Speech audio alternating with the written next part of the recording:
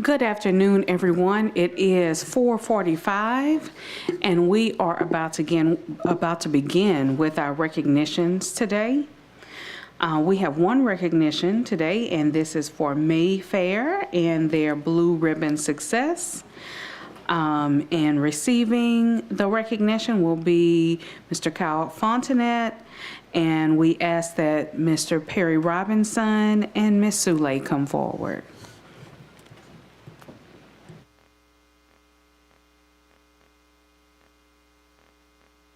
President Powell and the rest of the school board. Of course, it's no secret that we have a lot of great schools within our district, but one school in particular was recently recognized with one of the highest academic achievement awards in the country. That, of course, is Mayfair Lab School. A few weeks ago, they were recently honored and recognized as a National Blue Ribbon School. As you all know, we have had some schools in the past that have been recognized with this award, but Mayfair was the only one in the school district to actually receive this award. And so the communications team, we actually made a video in recognition of their recent achievement, and I believe that we will play that in just a second.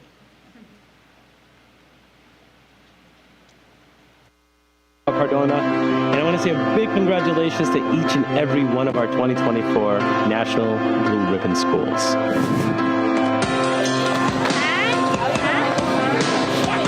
When I first came to Mayfair, I knew right when I got here that this is just a diamond of a school, and it only needed a little bit of a polish, and we knew we could get that award. I remember my first few weeks here, I said, that's my ultimate goal here. We want to be Blue Ribbon.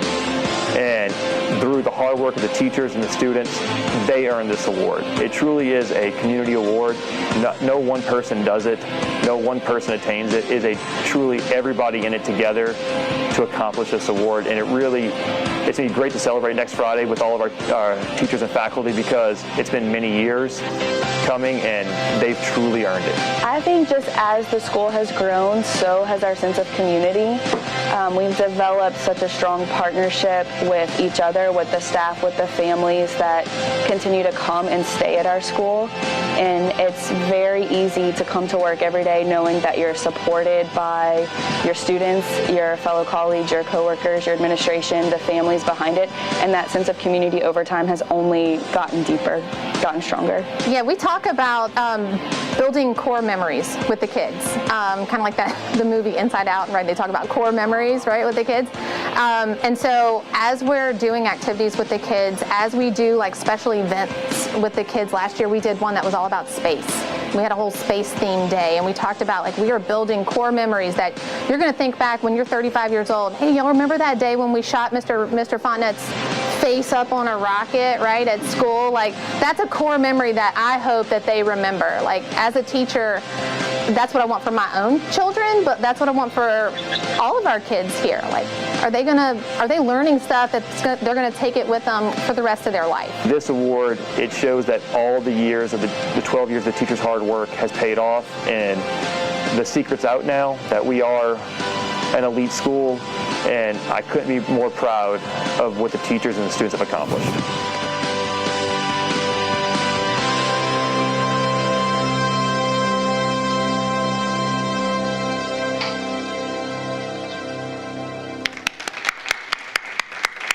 All right, and I have Principal Fonnet. He is here, and for the people that did miss it, right, they had a huge celebration at the school where the teachers actually dressed up as the Blue Man Group and had a entire big celebration. So, Mr. Fonnet, if you can come and just share a few words about you all's recent achievement. Yeah, thank y'all so much for honoring us. Really appreciate it. I can't say enough about how hard the teachers worked at Mayfair. This is not something that happens overnight. this took many, many, many years of growth. I'm very blessed to be there with all the teachers. It's fun to going to work every day, no matter what happens. It's a great place to be, and the kids and the students earned it. Yeah, we had our big celebration, the Blue Man Group, and then on the following Monday and Tuesday, our PTA sponsored a field day basically for our kids' a celebration. We had Bluebell ice cream, we had inflatables, we had lawn games, and so we were able to really, really celebrate them. They all had all to wear their blue ribbon shirts, and then the next night, our PTA sponsored a night event to celebrate all of our teachers for their hard work as well. So I can't thank y'all enough for honoring us, and I'm really blessed to be where I'm at. It's a great place. Teachers there, come on out, come see them. They work so hard, they've earned it. Thank y'all. And what Mr. Fonda didn't mention is that he will be traveling to D.C. to officially accept the award on behalf of Mayfair and EBR schools. We're not president, but this is from EBR. Thank you so much. Thank you. Thank you. Did you want to take a picture? Yeah. Okay. Board members, if you would like to join, Mr. Cole, if you'd like to join as well for a photograph. Sorry, we're in pink and not blue.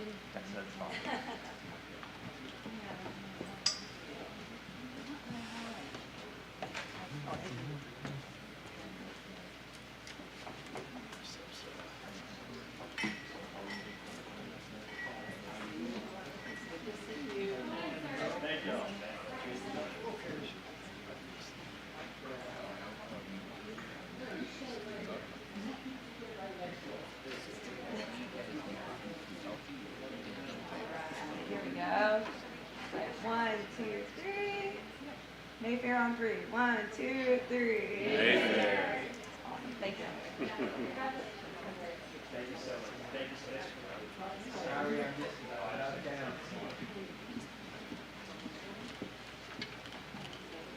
Hi, guys.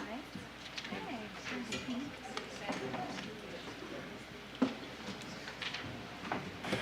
Okay, everyone, once again, we only had one recognition for today, so it is 4:51. We will officially start our meeting at 5 p.m., so you have a little bit of a 9-minute break.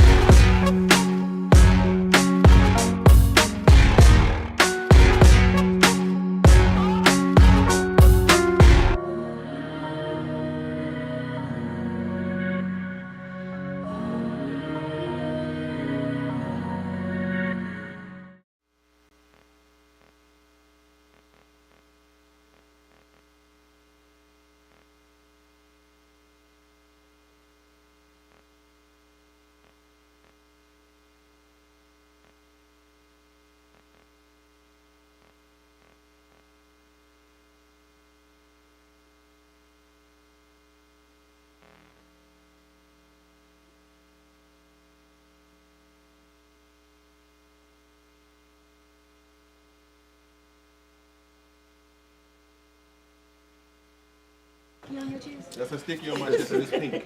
Listen, that's Good afternoon, everyone. Parktown. It is 5 o'clock p.m. Welcome to the regular board meeting of the East Baton Rouge Parish School Board. Today is Thursday, October 17th, 5 o'clock p.m. The invocation will be led by School Board Member Mark Ballou, and the Pledge of Allegiance will be led by Cadet Lieutenant Colonel Freddie Davidson III, Bel Air High School, accompanied by Army Instructor, First Sergeant Retired William Alsobrook Jr. Let us stand.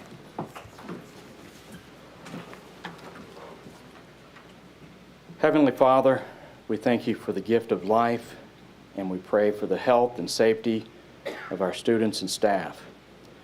We ask for your guidance and wisdom this evening. Help us to engage in meaningful discussion and allow us to grow closer as a group and nurture the bonds of community, and continue to remind us that we are here in the service of others. We ask these things in Jesus' name. Amen. Amen. Good evening, ladies and gentlemen. I am First Sergeant William C. Alsobrook Jr. I am the 2023-24 school year High School Teacher of the Year. I'm the instructor for all incoming freshmen at Bel Air Magnet High School. I bring greetings from Principal Mr. Gordon, faculty, staff, and administration. Mr. Lamont Cole, Superintendent of Schools, Mrs. Carla Powell Lewis, Board Presidents, and members of the school board. It is my distinct honor and pleasure to introduce to you one of our outstanding JROTC students at Bel Air Magnet High School, Cadet Lieutenant Colonel Freddie Davidson III. Cadet Davidson is a senior in his final year of JROTC, currently serving on the battalion staff as the battalion commander. He's a renowned member of the Color Guard, Honor Guard, drill team. Freddie Davidson has been selected as the Bengal Battalion's Let Forward Cadet of the Year and will be competing for the Student of the District on October the 18th. Cadet Davidson holds the rank of Lieutenant Colonel and maintains an impressive cumulative GPA of 3.6. He is a member of the Mighty Bengal football team, Beta Club, while serving as the Vice President of the National Honor Society. Additionally, he is the ProStart head chef, senior class president, and has been recognized as the Student of the Year for Bel Air Magnet High School. Upon graduating in May of 2025, he plans to join the Army and become a military police officer, while attending college to major in criminal law and psychology. His dream is to see the world, what the world has to offer, while he helps as many people as he can. Cadet Davidson is the son of Miss Tasha Rosea and Freddie Davidson II. Ladies and gentlemen, here to lead us in the Pledge of Allegiance, I present to you Cadet Lieutenant Colonel Freddie Davidson III of Bel Air Magnet High School.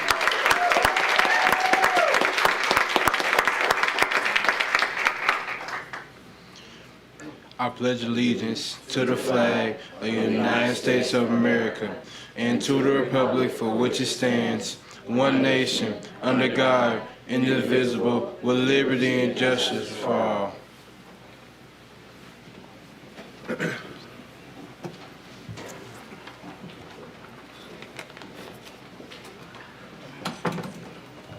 On behalf of the school board, we would like to present you with this medal, and we're going to take a picture afterwards. Congratulations.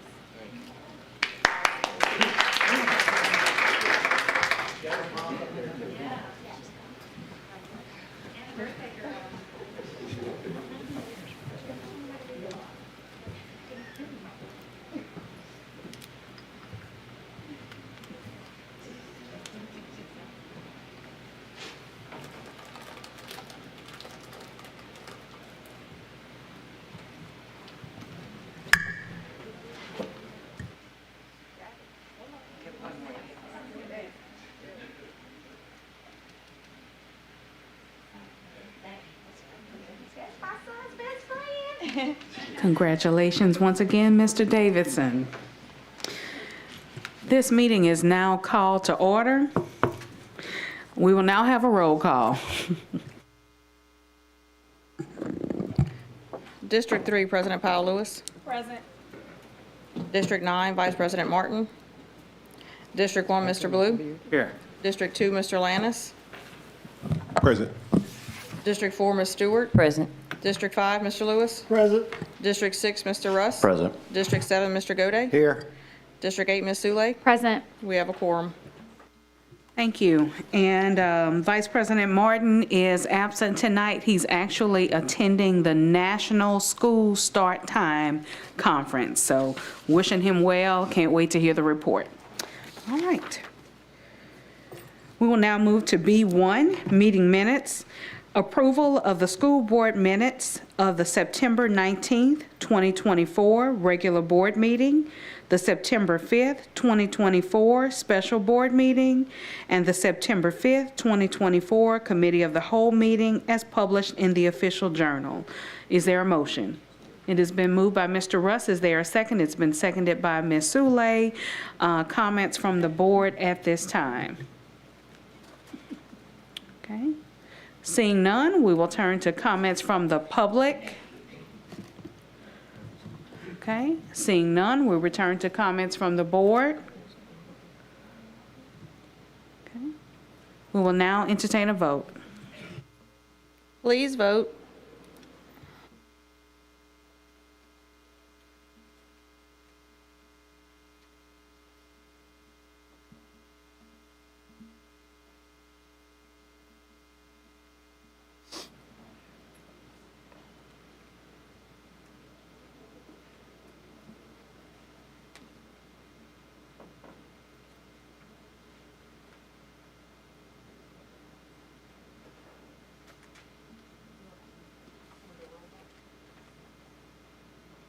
Madam President, can we do a roll call? Yes, we will have a roll call vote. District 1, Mr. Blue. Yes. District 2, Mr. Lannis. Yay. District 3, President Powell Lewis. Yes. District 4, Ms. Stewart. Yes. District 5, Mr. Lewis. Yes. District 6, Mr. Russ. Yay. District 7, Mr. Gode. Yes. District 8, Ms. Sule. Yes. Motion carries. Thank you. We will now move forward into alphabet C, information only. There's a monthly financial report that is available for your viewing on board docs. Personnel changes are available for your viewing on board docs. The next is an announcement of a public meeting that I must share with you. This is a notice. This notice is hereby given that at its meeting to be held on Thursday, November 21st, 2024 at 5 p.m. at its regular meeting place, the East Baton Rouge Parish School Board Office, 1050 South Foster Drive, Baton Rouge, Louisiana. The Parish School Board of the Parish School Board of the Parish of East Baton Rouge, State of Louisiana, plans to consider adopting a resolution ordering and calling an election to be held in Consolidated School District Number 1 of the Parish of East Baton Rouge, State of Louisiana, to authorize the renewal of ad valorem taxes therein. Okay. We will now proceed forward. Alphabet D. We're receiving as information updates from our superintendent. Mr. Cole.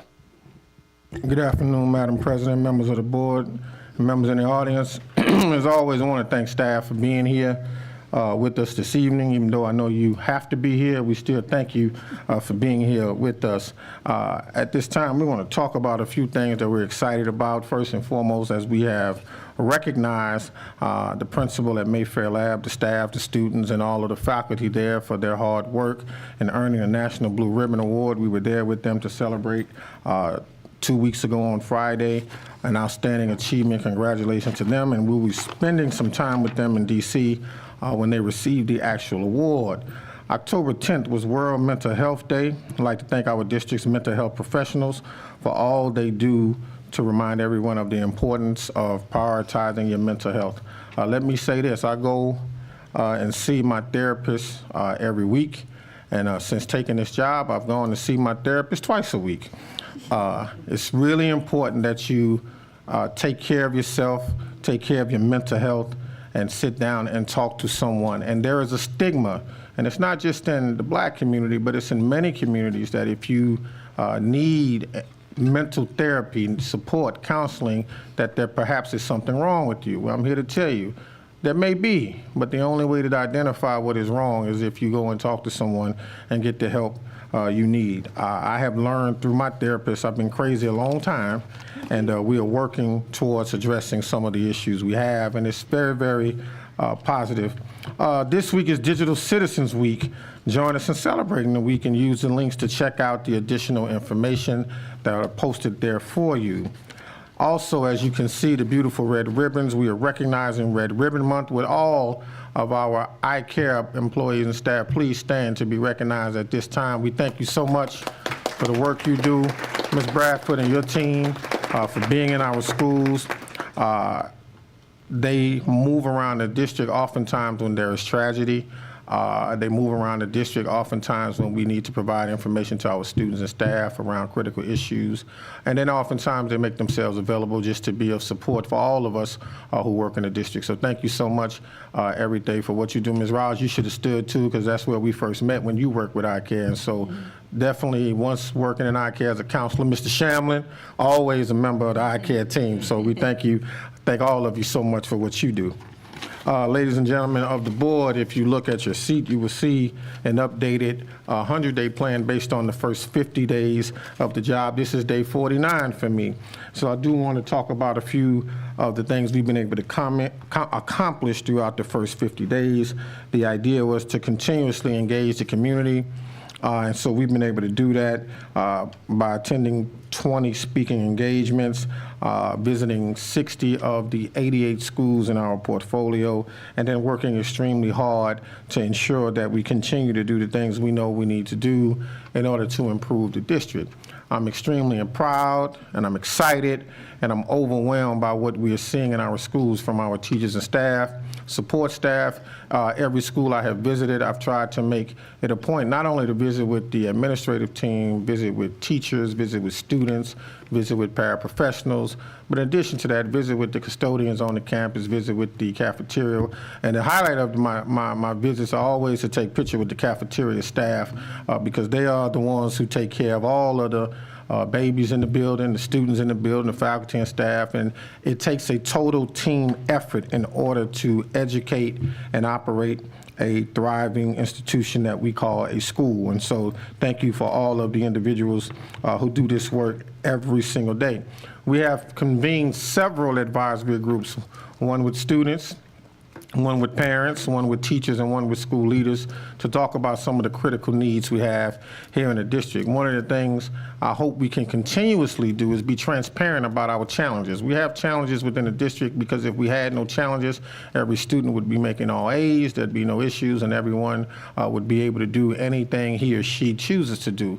What we're working towards, though, is ensuring that we provide the right type of supports for all of our students so they can make positive choices. There have been 35 documented engagements with district community partners and official, inclusive of the Louisiana Department of Education, the teachers unions, the charter management groups, and all of the stakeholders who have interest in doing and supporting the work that we are doing in our schools. In our bridge process, the bridge process is simply looking to bridge the gap between those of our students who are getting it at grade level and those of our students who need additional supports to learn at the appropriate level. And what we've conducted now is a series of data reviews with our schools, starting with those who are in high need, and we call those schools our AUS schools. So there is a data-driven progress monitoring that is happening at all school sites in various forms, inclusive of the development of tracking the support plans. Staff has completed the LDOE October data and reporting submissions. Our city suites migrations, Mr. Godet, are ongoing, and staff is working to improve the financial efficiencies and transitions. And while we still are running into a few challenges, we are working through those challenges daily with daily updates on how we are doing. Staff is continuing to develop streamline responses and protocols inclusive of emergency response and crisis implementation during that Hurricane Francine, and supporting the swift return to in-person school shortly thereafter. And then restore trust from the community, which is a challenge at times because we've had some challenging times in the city, but we have to work in an organized fashion. I have said this time and time again, leadership matters, and how we conduct ourselves and what we do on this body and how we model the behavior we seek to see in our schools, and what we expect from our staff is important. And so capacity building for all school leadership teams in the area of high quality professional learning structures. Rebranding and restructuring our workforce development has been really exciting. We've been able to partner with many of our community stakeholders. BRAC and BRAF have been instrumental in assisting us in carrying out some of the initiatives we are excited about. And then we've requested and secured additional support from Louisiana Department of Education. I and members of the executive leadership team were able to go visit with Superintendent Brumley and his team and talk about ways they can better support us in some of the areas of need. We need aggressive professional development for our teachers, and we also need aggressive professional development for our school leaders so we can create a pipeline of leaders who are ready to step up when some transition to early retirement. And then we need to make sure that we are helping our teachers who are not certified get certified. And then once a teacher is certified, we need to ask them to come here and be celebrated for that significant milestone in their lives. Becoming a certified teacher is a significant milestone because it means that you are credentialed, prepared, and ready to work with students in any capacity. And so we want to encourage all of our teachers who are working in our system who are not certified to work towards that process.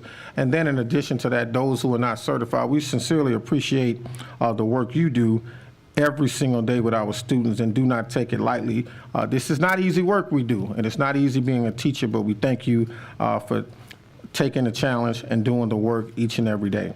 Our focus as we continue to move forward will be early childhood education, high school graduation, and then the optimization and right-sizing of our programs in schools, which is going to look different in different spaces and places. I'm excited for those of you who were not able to attend. We had an extremely delightful board retreat on October 5th, extremely exciting. It was a lot of music, a lot of singing, a lot of dancing. It was a good time, and I'm just simply saying that for those who weren't able to be there. You know, if you weren't there and you didn't have an opportunity to see what was happening, we had a really good time. And then two of the topics we talked about, A, is the strategic plan, making the adjustments to ensure that all 9 members of the board have some stake into how we are going to proceed. And then in addition to that, the beginning discussions of the optimization and a school alignment process we are looking to complete as we go forward in our progress. Now, with that being said, I want to take an opportunity to recognize, first and foremost, I want to thank our Sheriff, Sid Gotro, and members of the East Baton Rouge Parish Sheriff's Department, and those who have offered themselves for service to be our school resource officers. They help us every day. They make themselves available. They're extremely supportive, and we thank them for the work they do every day, the members of law enforcement, for going into our schools. As I walk into buildings every day, I see them engaging with our students in a positive way and making sure that the relationship between law enforcement and our students is one that is positive. But in addition to that, for the first time, we've had tremendous support from BRPD. And so I want to thank the chief for allowing his officers to offer themselves to be service to our schools as well. The more adults, the more members of law enforcement, the more members of our community who are keeping their eyes open, who are communicating, who are working together, we can ensure that we are being proactive and working to keep our students safe. So with that being said, as we continue to move forward, every month going forward, we are going to pick one school from each district to highlight for a few moments at our board meetings. We have to be reminded that the work and the job at our board meeting is to focus on student outcomes. And so we want to bring a school to highlight from each district. And so we're going to start with District 1.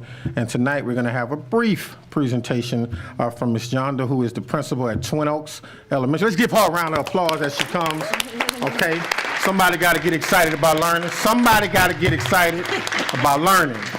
And so we're going to ask Ms. Johnson to come. I have visited with her. She's doing some phenomenal work. She is a data guru, and so we are just excited and delighted that she is here to talk about Twin Oaks Elementary. Ms. Johnson. Well, thank you for that introduction. I hope I live up to it. So I don't normally dance on TV, so I'm not going to quit my day job, so don't worry about that. So greetings from Twin Oaks Elementary. I am Terry Junnan, the proud principal of Twin Oaks, and we have grown, and we are continuing to grow.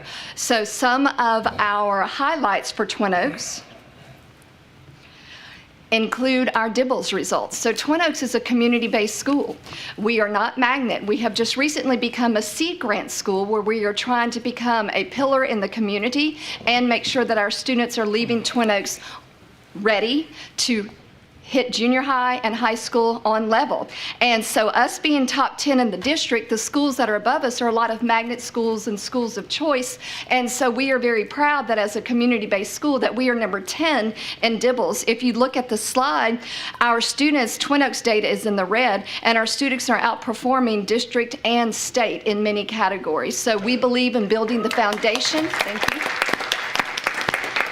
If we do not have our K through 2 students ready, then once they hit 3, 4, and 5, once they move from phonics to being able to read independently, it's not going to work. So we are building our program by starting from the ground up and ensuring great early elementary education for all of our students.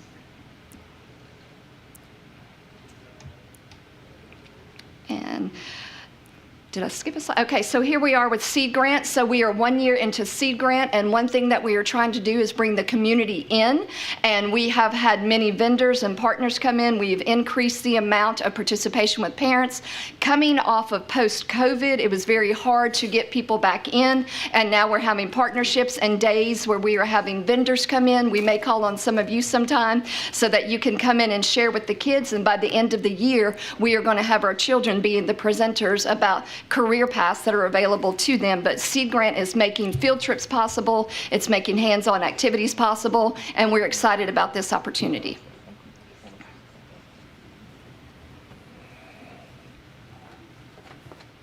Next slide.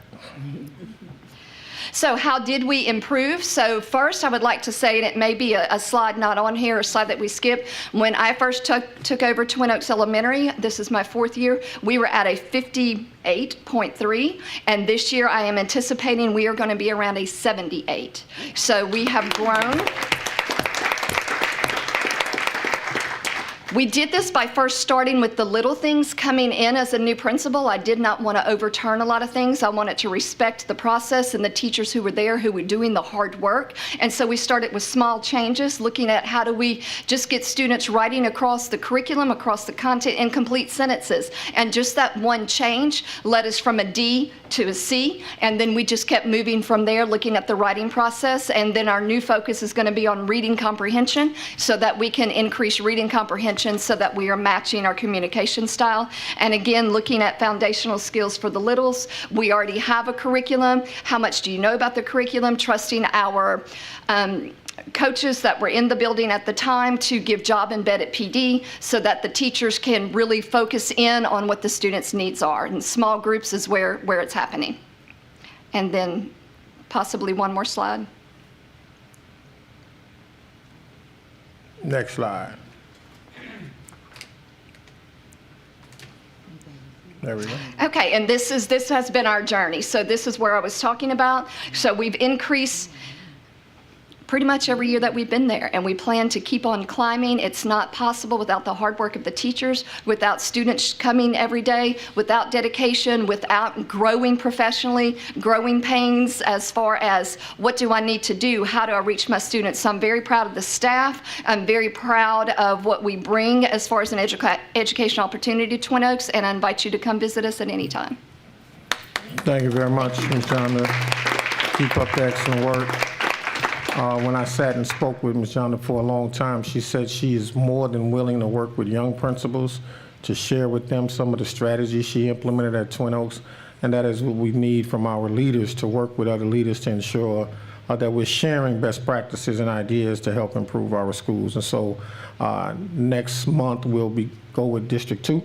And we'll identify a school, huh? You happy? Okay. We'll identify a school to highlight. And in addition to that, next month, we're going to have a brief presentation about our AUS schools.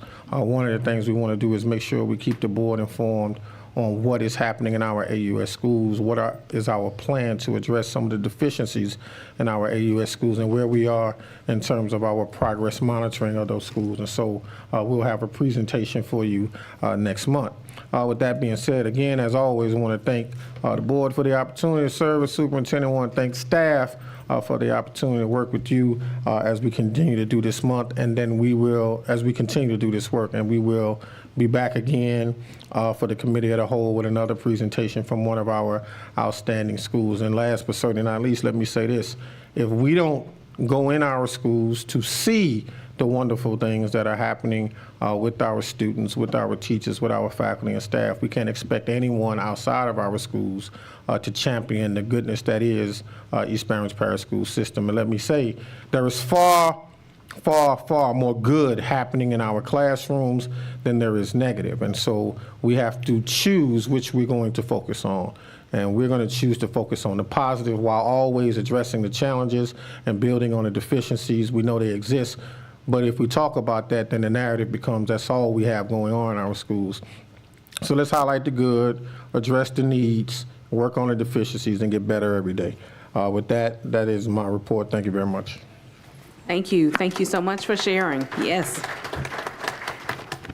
All right, and congratulations once again to Twin Oaks on your growth. All right, well, the next that we have is my update, and actually I have lended my updates to my colleagues for our book study. So of course, for the last full board meeting, we heard from Vice President Martin, and we also heard from Mr. Ballou. This time, we will hear from School Board Member Lannis and School Board Member Sule on chapters 5 through 8 of Great on Their Behalf, Why School Boards Fail and How Yours Can Become Effective. And I think they divided up their work, so who starts first? Okay, all right, Mr. Lannis. Hello, class. Welcome to Mr. Lannis's neighborhood. Okay, but before I go, I don't want people at home to think I'm just crazy because I do have on a pink slip. Unfortunately, I didn't have time to run home and put on pink because we are showing support for Breast Cancer Awareness Month. So I ran into April's office and she helped me out. So April, as always, thank you, thank you, and thank you. All right, this week I'll be covering chapters 5 and 6. Chapter 5 is outlined as what is our why? And the first thing that it highlights is something that is very important, something we talk about on this board quite a bit, and I'm sure you all talk about it at home and probably while you're at work. Adult inputs or student outcomes. Why do we do the work? So I wanted to highlight something because tonight is going to be more of a lecture for me than an overview of what I read. It says a school board member noticed that middle school reading levels were low. The school board met with the superintendent about this matter, and one of the school board members introduced a literacy curriculum that he had learned about at a conference. This curriculum is specifically designed to serve the needs of all school systems like ours. The school board member explained, this can help us address our low literacy rates. We should implement it. The superintendent wasn't thrilled by the idea and explained that they had already done a lot around the issue of literacy. If they adopted this new curriculum, they would have to remove all the other items from the current list of responsibilities and items tied to the annual bonus. The next section speaks on what's missing from this story. As well-intended as everyone was, this school board approached this situation with an adult inputs-focused mindset rather than a student outcomes mindset. And they are not alone. Many generations of school boards have been baptized in the adults inputs student-focused mindsets. Now, the reason why I chose to highlight this particular section is because we talk about this all the time at the board. How often or when are we going to actually start talking about what's best for kids? When are we going to talk about student-based outcomes? And when are we going to get away from the things that adults always want to talk about? When are we going to actually listen to the students and listen to the people who do the work every single day, follow their recommendations so we can get to a new level of success? Inside of a student's outcome-focused mindset, the board would have said, your evaluation will always be based on whether the students learn and read at age-appropriate levels. This tells me we have to believe and trust in the person who we hired to do the job, which is our superintendent, rather than listening to all the voices outside of our dais and outside of our school system. The next section in section 5 says, why do school systems exist? School systems exist for one reason and one reason only, to improve student outcomes. This is the only reason that school systems exist. It went on to elaborate, and I'll say this because I want to add emphasis to what it was exactly explained. School systems do not exist to have great buildings, to have happy parents, have balanced budgets, have satisfied teachers, provide student lunches, provide employment in the county, city, or anything else. Those are all means and incredibly important and valuable means, but none of them are the ends. None of these are the why we have a school system. They are all inputs, not outcomes. None of those are the measures of what students know or what they will be able to do. Again, we oftentimes find ourselves in situations where we are talking about items that have nothing to do with student outcomes. How is this going to help the students grow? How does this help the student focus inside of the classroom? How does this get the student back on track? How do we help this student to go from being 2 grade levels behind to being 2 grade levels above the needle? And in ending, why do school boards exist in Chapter 5? This idea that school boards exist to create conditions for improved student outcomes by representing the vision and values of the community is in direct conflict with the great idea of a popular thinking about boards. Effective school board members place the highest premium on whether outcomes for students are improving rather than on what adults are doing or how the money is being spent, which persons are being hired, which colors are selected, which vendors are selected. It's called the due diligence in mindset. Saying school boards should just focus on policy, but then never actually setting goals about student performance or monitoring them. Policies that aren't monitored aren't actually priorities. Now, we talk about this all the time, and I'm gonna go over to my good friend, Mr. Coach. Because we talk about this quite a bit, whether we're inside of the school board office or whether we're just having casual conversation. How do you monitor student success? All of that other stuff is just fine, but how do you monitor student success? And by the way, he doesn't have the title coach on his name for no reason. He actually coached football. But one day, Coach came inside of this dais and he said, football and sports are great. They can change your life. But the most important thing is what you learn inside of the classroom. I don't care about what happens on that field. If you're not learning, you're not progressing. That speaks directly to what I just read, Coach, and I just want to make sure I point that out to you.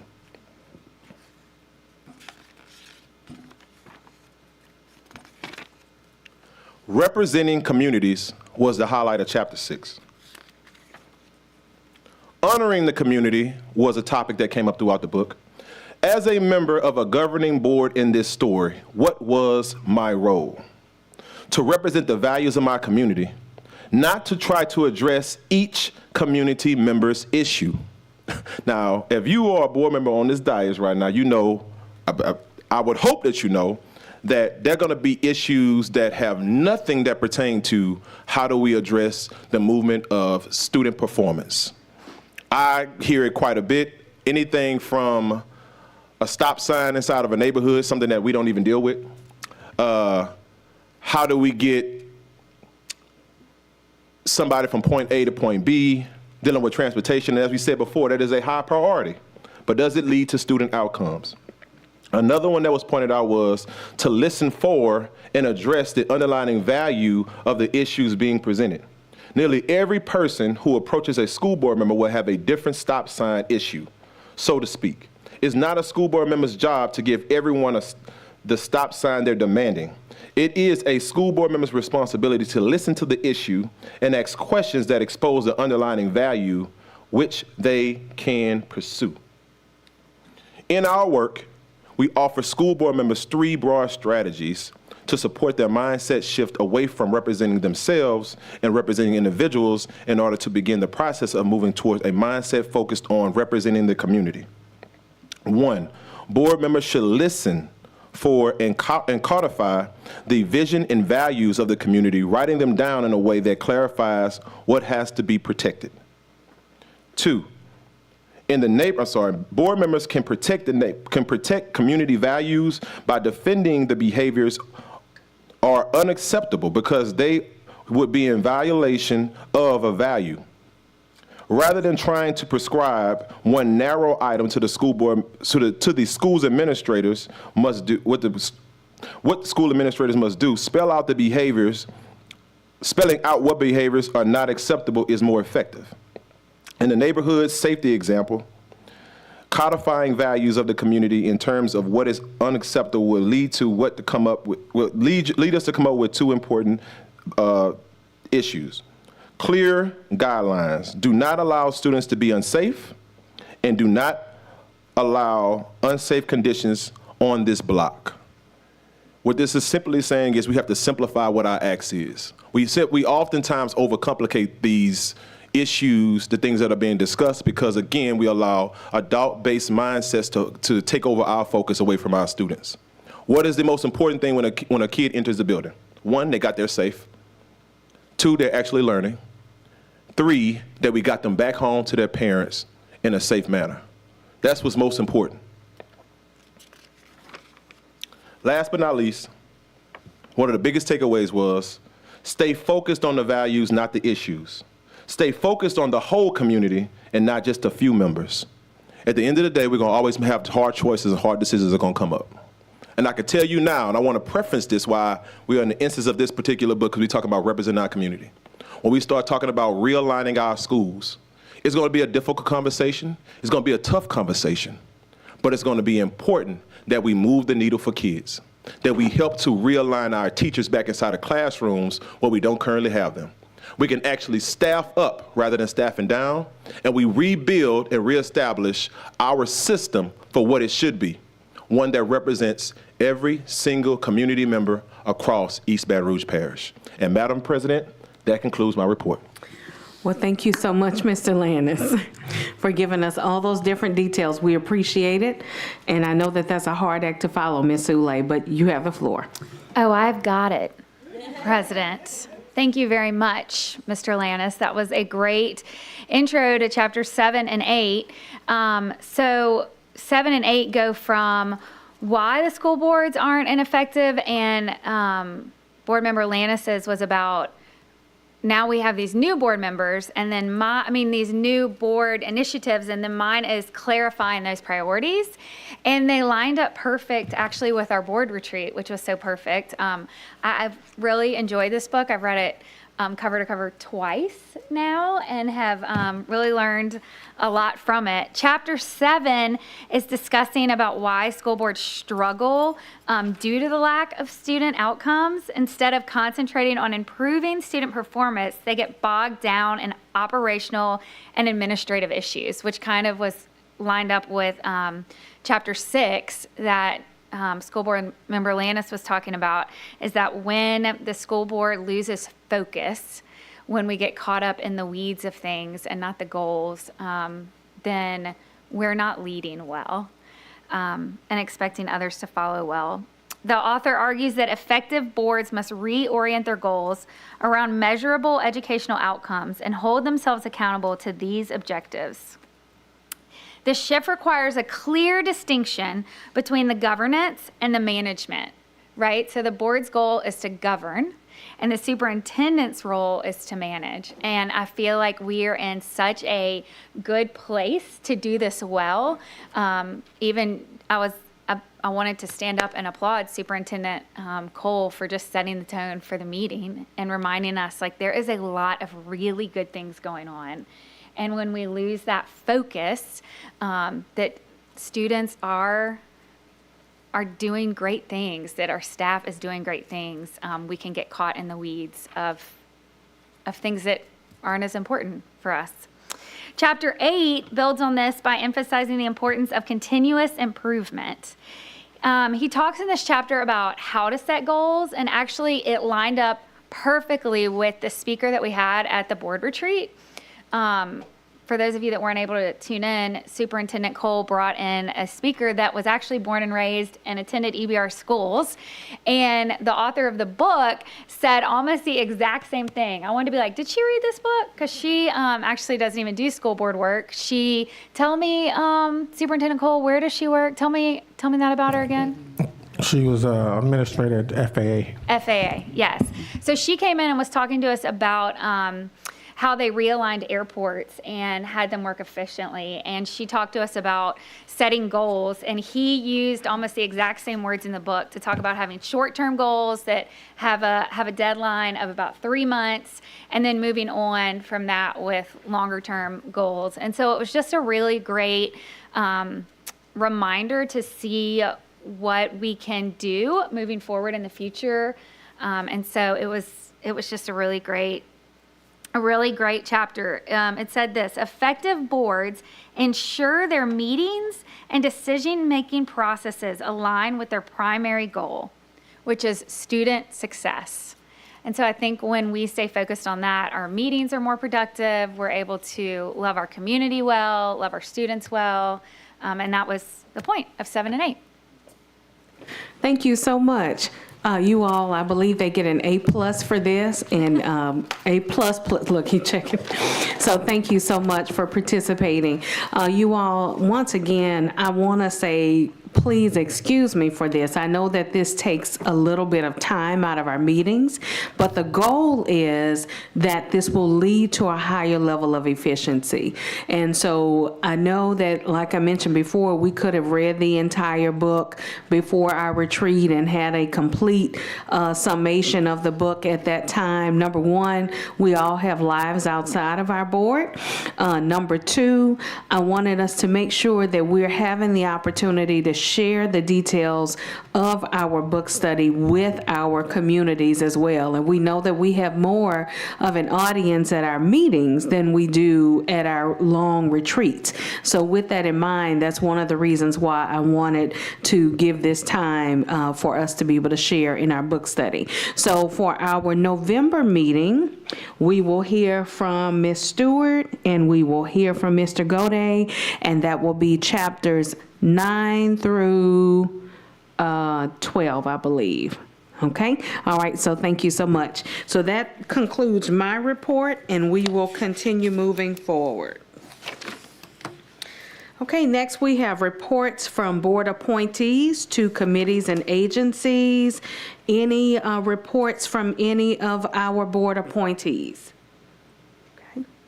All right, seeing none, we will continue. We are now to the consent agenda. Ms. Stewart. Thank you so kindly. F, consent agenda. Number 1, consent vote. The following items are to be approved as part of the consent agenda and are considered to be routine and will be enacted with one motion. There will be no separate discussion of items unless a board member so requests, in which event the item will be removed from the consent agenda and considered as an item on the regular agenda for a separate vote preceding the last item on the regular agenda. Okay, can I interrupt you for a moment? I forgot to make this announcement. Okay, so if there are any who would like to comment on any items, if you will make sure that you receive get a comment card, Madam Secretary, that's in the lobby, correct? Okay, so if you want to take this time while she reads the consent agenda to fill out your comment card, feel free to do so. Okay. Number 2, stipend. Consideration of a request for the approval of the distribution of the LDOE certificated and support staff stipends for the 2024-2025 fiscal year, strategic alignment, operational excellence, Ms. Lopez. Number 3, grants. Consideration of a request for the acceptance of the following grants and related matters. A, 2024-2025 Art and Education Supplies and Materials Grant in the amount of $4,000 for art supplies for Park Elementary. B, 2024-2025 Deborah Rochelle Teacher Grant in the amount of $13,396 to provide funding to 4 teachers for school site projects. C, ADF Teacher Grant in the amount of $29,894 to provide funding to 7 schools for site projects. Strategic Alignment, Student Achievement, Ms. Nabo and Ms. Okowski. D, 2024-25 Louisiana Department of Education CCAP B3 grant in the amount of $808,034 to sustain enrollment for current students enrolled in the infants to 3-year-old program, Strategic Alignment, Student Achievement, Ms. Barnes and Ms. Warren. E, 2024-2025 High Dosage Tutoring Grant and approval of the budget in the amount of $2,080,565 to provide high dosage tutoring for students grades kindergarten through 5th grade, Strategic Alignment, Student Achievement, Dr. Bethley, Ms. Lopez, Ms. Edwards. Number 4, grants. Public Service Commission, consideration of a request for the acceptance of the following Public Service Commission grants and related matters. A, Melrose Elementary in the amount of $192,500. B, Scotlandville High in the amount of $452,827. C, Liberty High in the amount of $328,000. D, Glen Oaks High in the amount of $626,411. E, Professional Development Center in the amount of $116,919.73. F, Baton Rouge Magnet High in the amount of $596,877.33 to fund energy efficiency projects, strategic alignment, operational excellence. Mr. Morales. 5, professional services contract. Consideration of a request for the approval of professional services contracts between the East Baton Rouge Parish School Board and the following. A, Studyville in the amount up to $1.7 million to provide high-dosage tutoring service in reading and math, and authorize the superintendent to negotiate and execute contracts with additional state-approved vendors, strategic alignment, student achievement, funding source, high-dosage tutoring grant, Ms. Edwards, Ms. Bethley, Ms. Lopez. B, Beeble Life Ready Literacy in the amount of $344,712.50 to provide literacy and career and college readiness, strategic alignment, student achievement, funding source, MSAP grant, fostering diverse schools grant, and magnet, Ms. Womack, Ms. Porter. C, Lexia Learning Systems LLC in the amount of $525,979.50 to provide reading instruction to students, funding source, Title I, strategic alignment, student achievement, Dr. Abernathy Dyer, Ms. Edwards, Dr. Bethley, Ms. Lopez. D, Lexia Learning Systems LLC in the amount of $93,005 to provide professional learning for teachers to improve literacy in language, strategic alignment, student achievement, and employee development funding source, CLSD, Dr. Abernathy Dyer, Ms. Edwards, Dr. Bethany, Ms. Lopez. E, proximity learning to provide virtual instruction for students in grades 6 through 12, strategic alignment, student achievement, funding source, general fund, Ms. Hall. Sedgwick Claims Management Services, F, Sedgwick Claims Management Services, incorporated as the third-party claims administrator for the East Baton Rouge Parish School System, and to authorize the General Counsel and the Superintendent to negotiate and execute a contract, strategic alignment, operational excellence, funding source, workers' compensation, risk management, Mr. Davis, Mr. Shamblin. Number 6, resolution, special counsel, consideration of a request for the approval of a resolution regarding the retention of Phelps Dunbar LLP as special counsel for the East Baton Rouge Parish School Board and related matters, Mr. Shamblin. Number 7, amended policy, BCB, consideration of a request to adopt amended policy, BCB, Board Meeting Rules of Procedure, Mr. Shamblin. Number 8, litigation, consideration of a request for the approval of the recommendation from Gwen Shamblin, General Counsel, EBR Parish School Board in the matter of Wong 2 versus EBR Parish School Board et al., docket number 731854, section 23, Parish of East Baton Rouge, State of Louisiana, and to provide for related matters, Mr. Shamblin. This is the end of the consent agenda. I so move. Thank you so much. Are there any who would like to pull any items? Okay. Okay, no items desired to be pulled at this time. Okay, so it has been moved by Ms. Stewart and seconded by Mr. Ballou that we accept the consent agenda. Comments from the board at this time?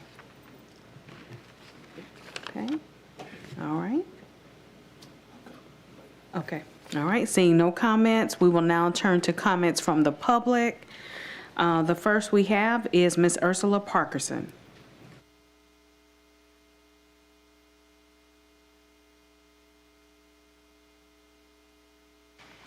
Good evening. I'm Ursula Parkerson, as you heard. For the past 3 years, the teachers and this community have felt ignored and pushed aside. And just as you all finally seem to have given us a reason to hope and believe that you are listening to us, you guys want to cut us off.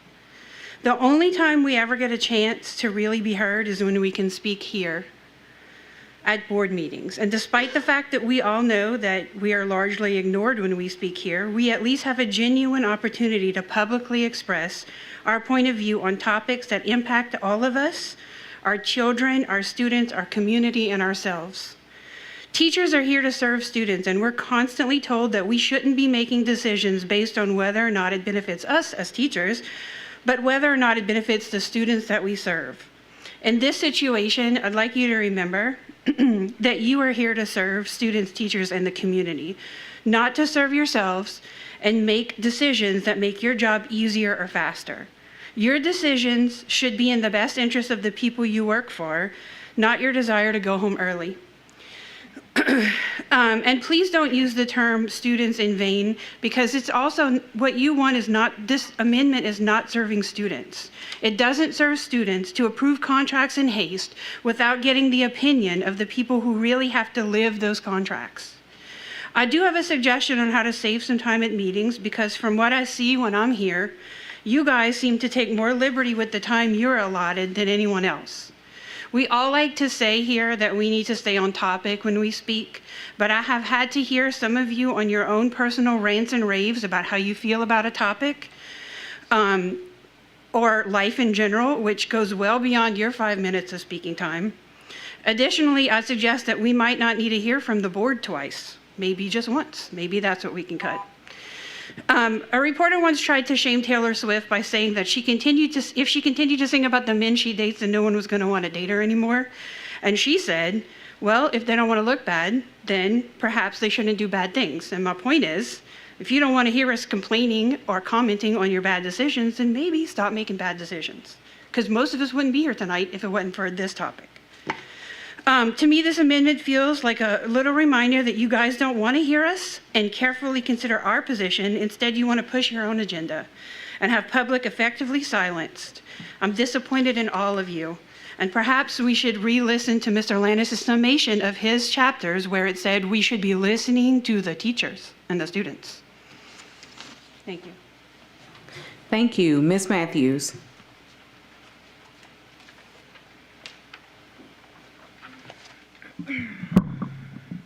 We've all seen what started as a chain letter, like way back in the day, and is now a meme. I think this board has decided that being a mom is too much responsibility and you want to be the dad instead. Yeah, it's a lot to keep up with, the budget, the contracts, the, going and approving the programs that are recommended by the superintendent. Those things, it's a lot of responsibility to be a mom. You know how the mom goes and sets the coffee maker and does all the things and does the laundry, and dad's just goes and gets in the bed and has the fun with the kids. Y'all want to just deal with the kids. The kids are fun. Ask any teacher in here. The kids are the best part of the job. Guess what? That's not what teaching is. That's not what running a school system is. That's not the job you signed up for. You don't just get to do the fun part. If we could go in our classrooms every day and shut the door and just teach, none of us would have stress. The kids are amazing. The kids are why we keep going. That's not the issue here. You don't get to just deal with the fun part, you guys. Everything, all of those little things have an effect on both teachers and students. At the end of the day, we are the only two that matter and you are cutting our voices out, the students and the teachers, because it's the students and teachers that come and make the public comments. We don't have a chair up here. And you know, someone recently told me that I retaliate when I don't get my way. No, I'm simply a force to be reckoned with. However, this seems to be a preemptive retaliation. Shut y'all's mouths, because we don't want to hear what you have to say about what's about to happen. It's funny, you guys want public comment when it benefits you. And there are several people here who have benefited from public comment. But now that you have what you want, school closures are coming. You don't want to hear us about that. Let's silence the community before we start closing schools. Not realign, closing schools.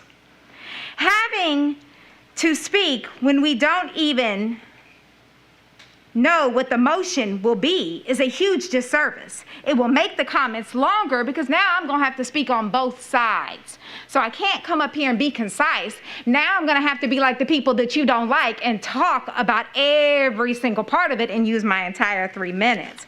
Also, due to having to do that, also, you don't have to read the consent agenda anymore. That was a part of that same law. So that takes time off, so you get to save time with that. You can also learn how to control the meeting so that people don't get off topic. And we don't need to hear the travel log and the call log anymore. That can save time as well. Okay, that's my time. Thank you. Thank you. Ms. Yvonne Burris.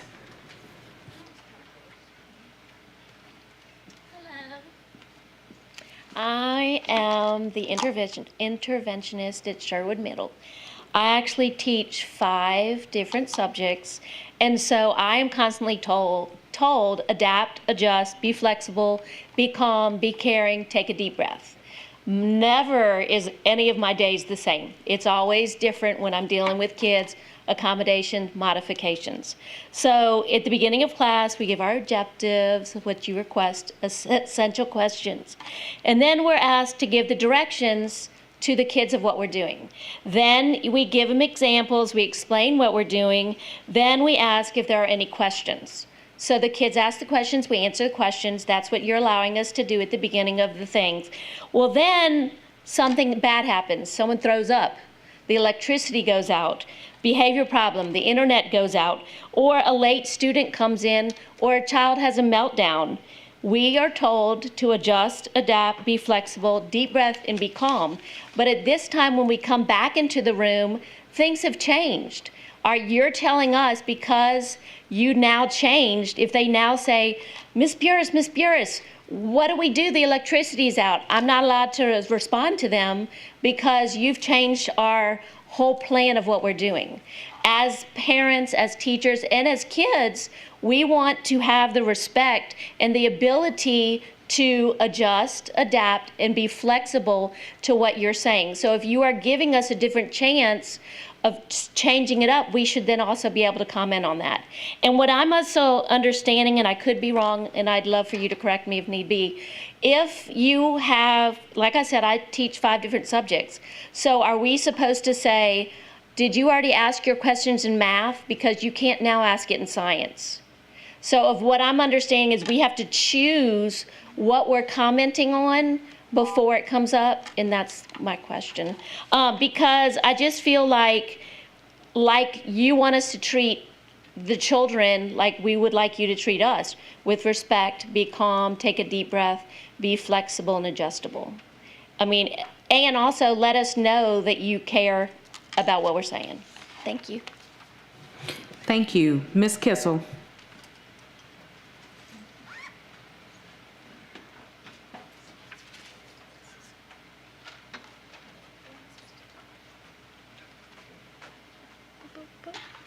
Hello.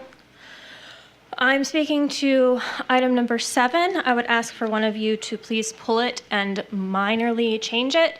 I'm not necessarily opposed to one comment per item on the agenda, but the placement of our comment on the agenda should come right before the vote, not right after you've read the initial item. I took the liberty of watching our January 23rd meeting from this year where we appointed Adam Smith. You appoint him and do the contract, right? Everyone showed up because Charles had written his article that his contract said he wasn't allowed to run for superintendent if he wanted to. So everyone came to comment on that. Lannis, as your first speaking time, initially after the item was read, you said, I would like to make a motion to change it so he can run for superintendent if he wants to, which was great. We loved that. And you guys accepted that. So then when we got to public comment, you didn't have everyone complaining about the one little line about him not getting to apply. You got a bunch of thoughtful comments telling you that we loved Adam Smith. And that went on for an hour. So yes, we're speaking too long, probably. But you got comments on topic because a motion was allowed to be made, changing the line that everyone was angry about before the public comment. You're going to get a lot of off-topic, angry comments if you are not allowed to change in small ways the wording that you get for these items. Because when the items are put online, that's all we've got to comment on. You're gonna get very off-topic ones, guys. Like, this is something you wanna fix before you have problems further down the line with school issues. Yeah, keep us on topic. Leah, I'm gonna finish your hat at this meeting, I promise. And please shift this to a thing.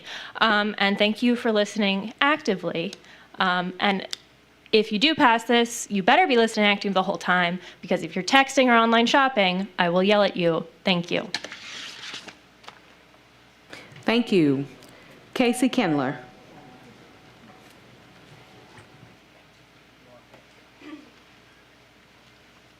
Hello. Good evening. I feel like the public is being kind of punished for the long amount of the time of the board meetings, which is kind of a reflection of you guys. The board is telling people that we will have 2 opportunities to speak on items, but that and the rest of the lines you all have given earlier this month are a manifesto of mistruths. People spoke at the COW, and tonight it was pulling teeth, I heard, to even attempt to get this item pulled from the consent. So we, the people, will absolutely not have the opportunity to speak twice in a month. Members at this board use the public when they need them, and now that you have achieved what you need and are about to take on school closures, you want to shut us up, which is convenient and sounds about right. So that's all. Thank you. Mr. Robinson.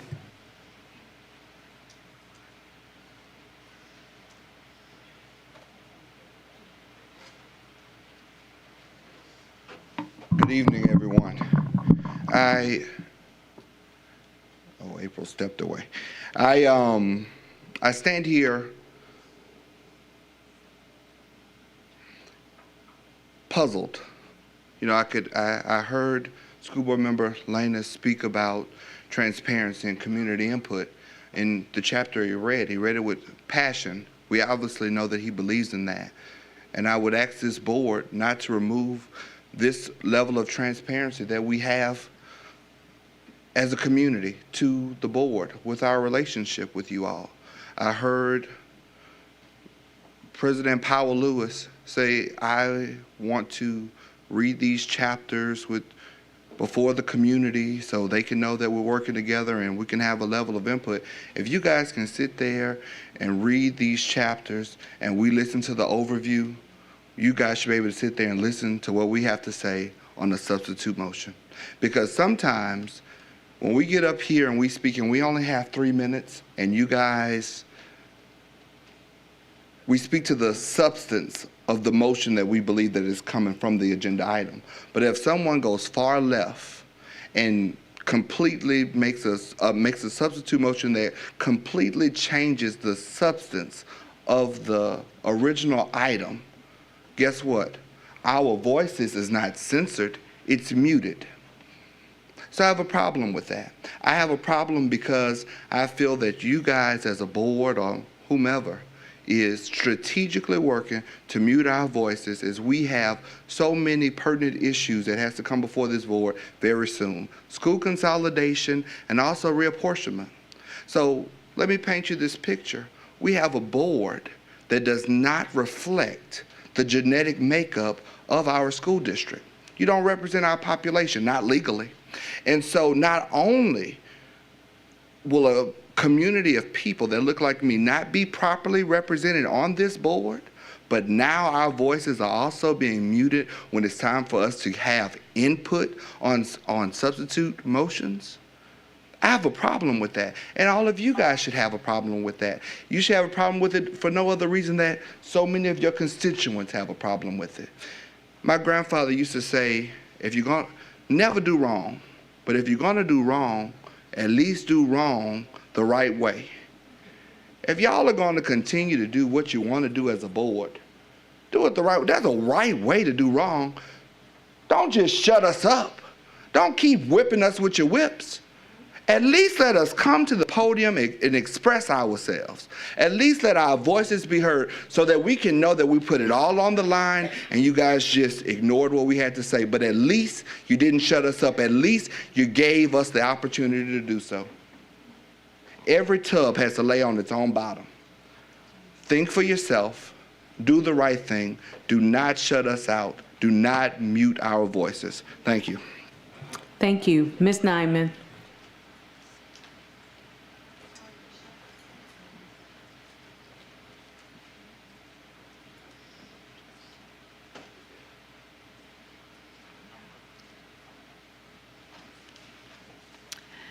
Good evening. I've testified before committees at the state capitol, testified before this board countless times, and before the Metro Council. The Metro Council has the worst procedures for meaningful public input, and those are the ones you appear poised to adopt. Granting members of the public a few minutes before board members have discussed or commented on an agenda item is clearly designed to prohibit meaningful input from the public. I understand sometimes y'all have to listen to some inappropriate and mean-spirited remarks. Sometimes meetings run long. But when things get a little ugly, that's evidence that the representative democracy has been undermined. The solution isn't to further undermine it by taking additional measures to suppress stakeholders' ability to provide input at public meetings. The solution is to restore the integrity to their representative democratic government, to address the fundamental problem. This board was elected under a map that is undeniably in violation of the 14th Amendment of the U.S. Constitution. The people that showed up this past summer in droves at several contentious meetings, pleading with you to listen to them, getting increasingly angry as 5 of you doubled down and refused to budge in spite of the illegal map, in spite of the overwhelming calls from a cross-section of the community. Those community members, we, didn't need to be told that y'all were elected under a map that doesn't fairly and equitably represent the community. 5 of you showed them that, rubbed our faces in it, meeting after meeting after meeting. And your response isn't to first address the underlying cause, the illegal map. You choose to further suppress public input.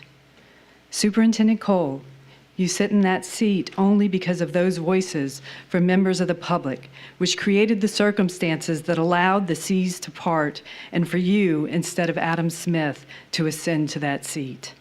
And how do you reward members of the public? You recommend rules to further constrain our ability to be heard. Now, Superintendent Cole, I shared with you that I thought it was likely the seas parted so you could garner that superintendent position because the wealthy elite wanted you off the Metro Council before the St. George settlement was negotiated. And I've been in front of the Metro Council enough to know that we probably disagree more often than we agree. But I was willing to give you the benefit of the doubt because of Adam Smith's endorsement. I'm not concerned so much about your legacy as I am about Adam Smith's. As a member of the public and as an avid Adam Smith supporter, this proposed rule change is a knife in the back. Please reconsider and pull it, or board members, please vote no. Thank you. Thank you. Mr. Stewart.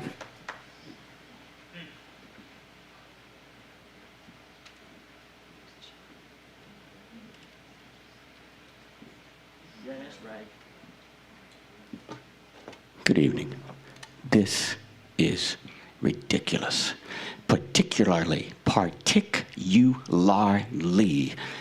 as advanced, encouraged, proposed from the African Americans that are sitting on this body. Coach, you always talk about the civil rights era and how you participated in it. Well, how about this? Nigga, go sit down. We don't want to hear from you. We don't care nothing about Mr. Stewart. Ma'am, that is what this is all about. Mr. Stewart. Yes, ma'am. Okay. But how can y'all even consider 8-0 talking about stifling the ideas of the public that pays for this institution? Was I acting a fool, Superintendent Cole, as you told me? You come down here acting a fool in front of these white folk. Was I acting a fool when I was promoting you sitting in that $285,000? And hold on, my brother, we gonna be brothers. In my mind, we gonna be brothers till the end. But I just bring it real. A lot of people don't like the real deal. They want the fake and, step and, fetch and all that old kind of foolishness. Don't make Massa mad. How can y'all do this? Please answer that question. What? Really? On the front page of the paper, instead of, if I were in your seat, above the fold for my first big item agenda would be Superintendent Stewart produces a plan to turn around all of the underperforming schools that Coach Lewis sits here and spews out like, good morning, how are you?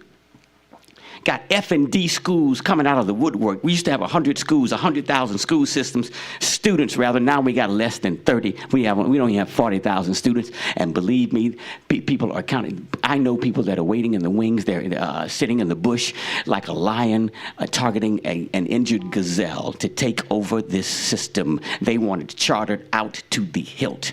And the audacity of you to talk about silencing our input. Really, that is cowardice at a minimum. Thank you, Mr. Stewart. Mr. Dorsey.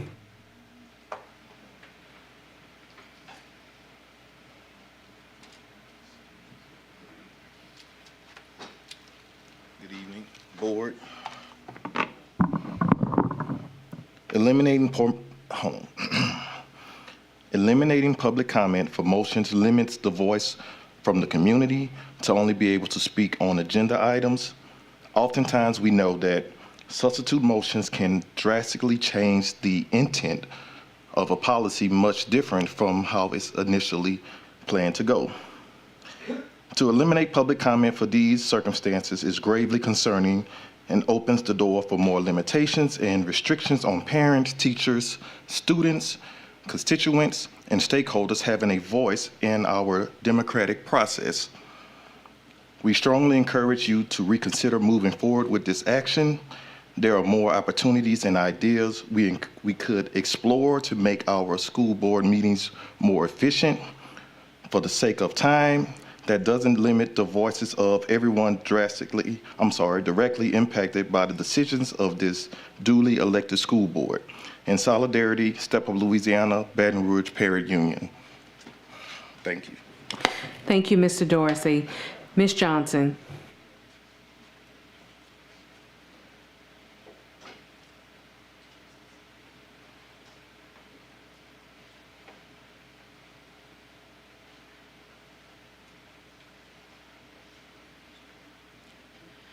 Valencia Johnson, President of the East Baton Rouge Parish Association of Educators.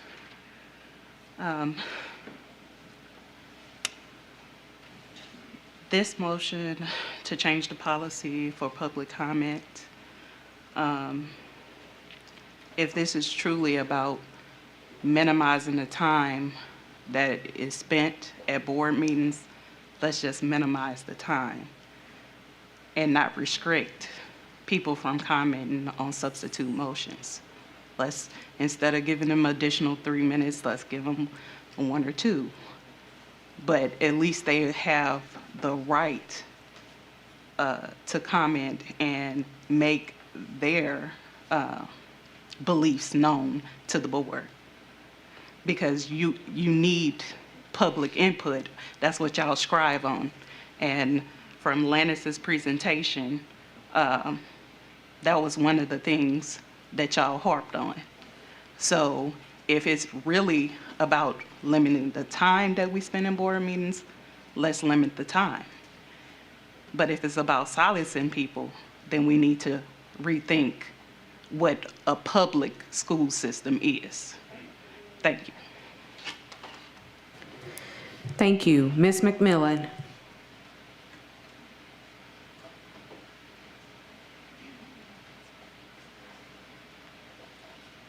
Good afternoon, everyone. My name is Tanya McMillan. I have a son here in East Baton Rouge Parish School Systems.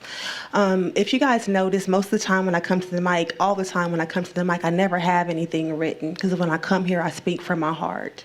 And I tell you guys exactly what I'm thinking, and I try to stay on topic, and I try to find things that are on the agenda so that I can speak and tell you guys and stay germane to the topic.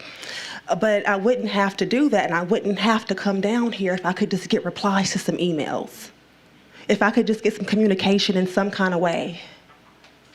I wouldn't have to come down here and do that.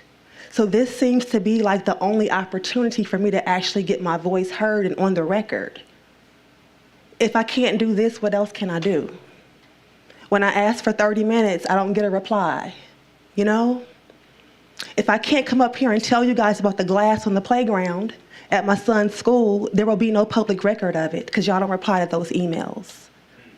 When Dedrius Lanus did the interview the last month, and said we had 11 guns found in our schools. If he didn't say that at this meeting, there would be no public record of it. What about the fact that he said that there were metal detectors that weren't plugged up? There would be no public record of those things if they were not said at these board meetings. Has anyone addressed that? That we found 9 guns at schools and we have metal detectors that are not plugged up? As recently as last week, I talked to an employee at Capitol High School that was looking at 2 unplugged metal detectors. So if a child gets shot, is that a liability of the school board? I gotta say this right now, you know, because if I send it in an email, it won't get read or it won't get replied to. So you guys have to think about that. When you're talking about representing the people, how will you know what we want you to say if you don't communicate with us? Can we have a town hall before every meeting to discuss it with our reps so that you guys know what to say or what we think? Otherwise, how are you representing us?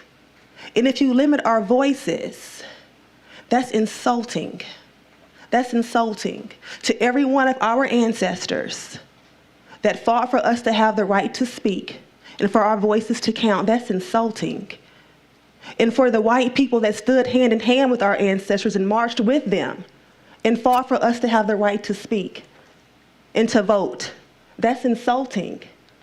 What good is it going to do to limit our voices other than to breed more grounds for distrust and for less transparency?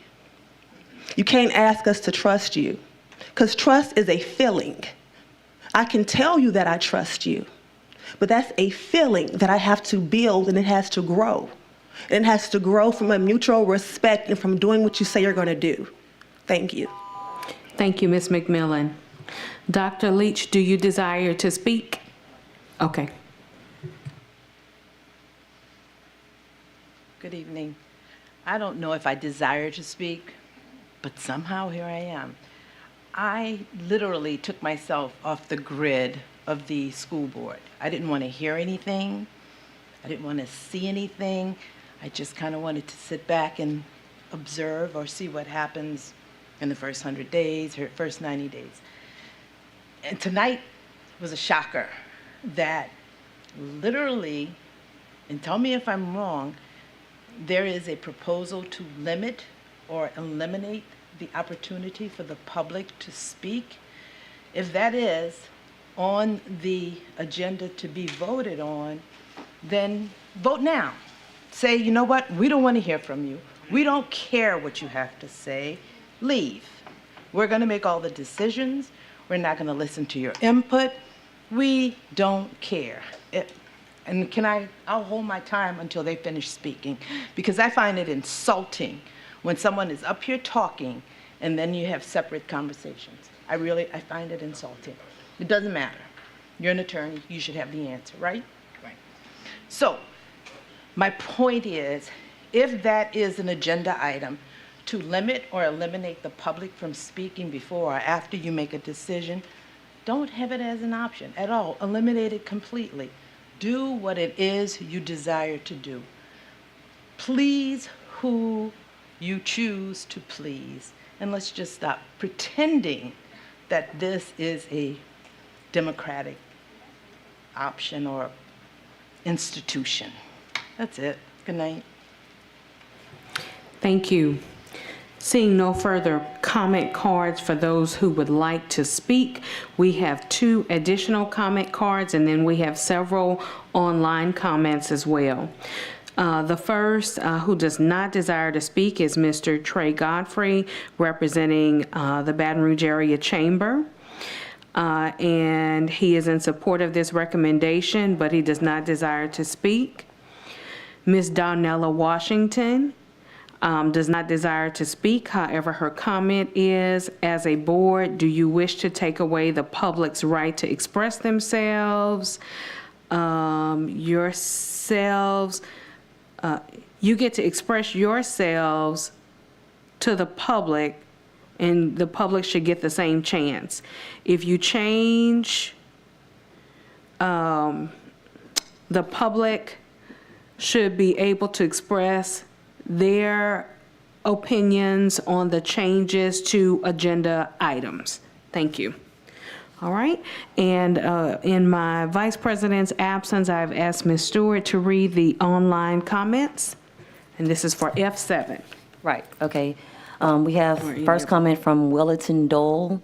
I believe that the proposed policy change represents a commendable initiative to facilitate community members' input on the matter, subsequently enabling the board to make informed decisions that prioritize the best interests of students. Next comment by Michael Stewart. I am confident that the proposed policy change is an excellent initiative that will empower community members to share their insights, allowing the board to make well-informed decisions that truly prioritize the best interests of our students. Next comment is from Rachel Ryan. I support this policy change. It finally looks like the board and superintendent are trying to bring some decorum into these board meetings. Some of us are here for the children of the district, not TMZ. Next comment, Trinetta Williams. Hi, my name is Trinetta Williams. I'm a mother of a son with disabilities enrolled in EBR schools. I'm not in favor of amending policy BCB. Parents of children with special needs have unique perspectives and insights that are vital for informed decision-making at school board meetings. Allowing parents to make public comments on substitute motion provides several important benefits, such as advocacy, personal experience, building relationships, transparency, tailored solutions, and empowerment. Parents can advocate for their children's specific needs and ensure that their voices are heard in decisions that affect their education and well-being. Public comments foster collaboration between parents and school officials to promote a cooperative environment which focuses on student success. Encouraging open dialogue helps to ensure transparency in the decision-making process and ensures policies are inclusive to all students. We are stakeholders in EBR. Next comment is from Jim Jackson. The personal attacks of members of the board have been deplorable. I may not agree with some of their actions, but they have a right to represent their constituents as best as they see fit. This policy will bring order back to the meetings and put students first. Next comment from Topeka Randall. I've watched the school board meetings deteriorate to a level that lacks decorum and etiquette. This policy change will restore some dignity to the process and allow the people we elected to conduct business and set policy for our students in a more productive and respectful manner. Next comment is from Yolanda Robertson. The personal attacks of members of the board have been deplorable. I may not agree with some of their actions as well, but they have a right to represent their constituents as best they see fit. This policy will bring back to the meetings the decorum and put students first. Next comment is from Jared Davis. The observed decline in decorum and etiquette during school board meetings necessitates a reevaluation of current practices. The proposed policy change aims to reinstate a degree of dignity to the proceedings, thereby enabling elected officials to engage in the governance and policy formulation for all students in a manner that is both more productive and respectful. Next comment is from Dwayne Ross. I have observed a decline in the decorum and etiquette in the school board meetings. This policy will reinstate a level of dignity to the proceedings, enabling our elected representatives to conduct business and establish policies for our students in a more effective and respectful way. Next comment is from Shay Tolliver. I have observed a decline in the decorum and etiquette. This policy change will reinstate a level of dignity to the proceedings, enabling our elected representatives to conduct business and establish policies for our students in a more effective and respectful way. Next comment is from Jason Jones. I've watched the school board meetings deteriorate to a level that lacks decorum and etiquette. This policy change will restore some dignity to the process and allow the people we elected to conduct business and set policy for our students in a more productive and respectful manner. Next comment is from Hannah Amoroso. While I understand the desire for shorter, more streamlined board meetings, this is a democratically elected board who should hear from constituents and stakeholders. I am concerned that public comment will not be allowed for substitute motions. Sometimes a substitute motion contains only a minor change, but sometimes a substitute motion is substantially different than the original motion. I respectfully ask that public comment be allowed when substitute motions include more than single word or phrase change or when the substitute motion is dramatic departure from the original motion. I would hate to see substitute motions used wrongfully to silence public input. Next comment is from Dr. James Finney. A wise man once told me, facts are facts, but perception is reality. When the board accepts a policy change that reduces the public's ability to weigh in on matters before the board, it's a step in the wrong direction. We might disagree as to whether this is a small step or a huge leap, but it's hard to argue that limiting the opportunity for public comment would either improve accountability or raise student achievement. Please remove the changes to Section 6 from this proposal before adoption. Next comment is from Laura Morrison. I have noted a decrease in the professionalism and conduct during the school board meetings.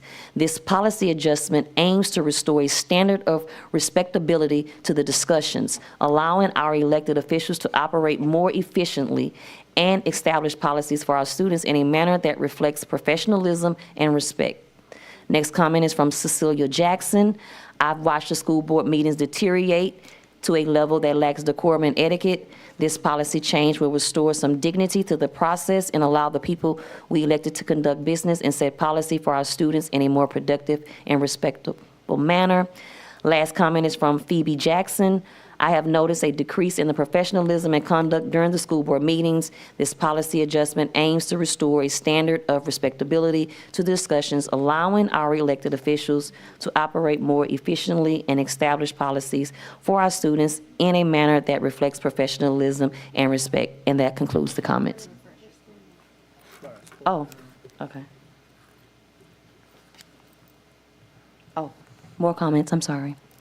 Next comment is from Fairleigh Cook Jackson, District 5. Hey, Coach, it was my hope that the item around public comment will be pulled from the consent agenda for a standalone discussion. But if not, this is regarding consent item F7. I can understand the board's desire to streamline meetings and dialogue, but this does not seem like the answer. The inability for the public to speak on a substitute motion is concerning. Numerous times, a substitute motion varied greatly from the original motion. During this process of motion, substitute motion, multiple substitute motions, and public comment, this also means that the public and the board are having a dialogue that results in a hopeful desired outcome. I am an advocate for online comments being read, but see at least two in favor of this motion that are copy and paste. Allow comment time for substitute motions instead of online campaigns getting breath and space. I also encourage the board and public to reflect on productive and respectful comments. Next comment from Mr. Ronald Jackson. I have observed a decline in decorum and etiquette of the school board meetings. This policy change will reinstate a level of dignity to the proceedings, enabling our elected representatives to conduct business and establish policies for our students in a more effective and respectful manner. Last comment is from Tondra McMillan. Please pull this item for discussion. Let me make sure that's it. I think that's it. That's concluded. Okay, thank you so much. So that concludes the public comment. We will now return to board comment, and I have entered into the queue. First, I would like to read the back of the comment card that we have here. It says, procedures for public comments. Persons wishing to make comments at a board meeting, special board meeting, committee of the whole meeting, a public hearing are required to complete a public comment card. After completing the card, please give it to a staff member to ensure that the card is submitted to the meeting chair. Submission of comment cards at least 5 minutes prior to the beginning of the meeting is encouraged. Comments are limited to specific items listed on the school board agenda and proposed recommendations. The meeting chair reserves the right to disallow comments that are not germane to the specific item and recommendation.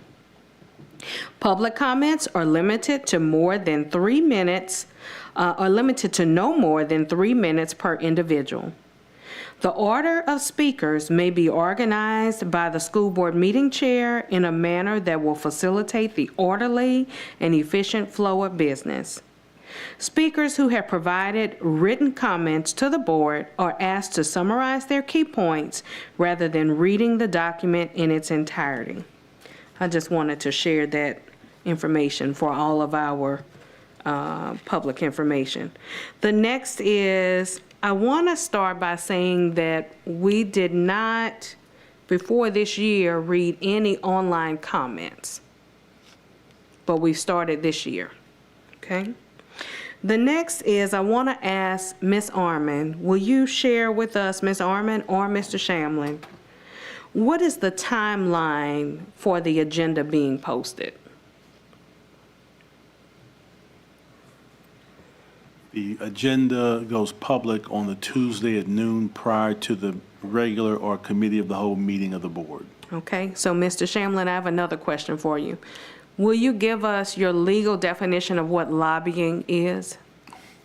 I don't have that in front of me, but essentially it's pushing for a position from a political campaign, a political candidate, or pushing a political candidate to take a particular position one way or the other. Okay, thank you. All right. Also, I wanted to share this openly as well. Mr. Shamlin, I know before we had this meeting, I asked if we could possibly get documentation of what the policies were like in other school boards and what is their public comment process like. I know that you said that would take some time to discover that. Do you have any idea of what?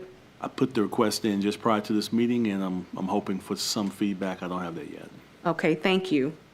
And I'll ask this of Superintendent Cole or Mr. Shamlin or Mr. Smith even.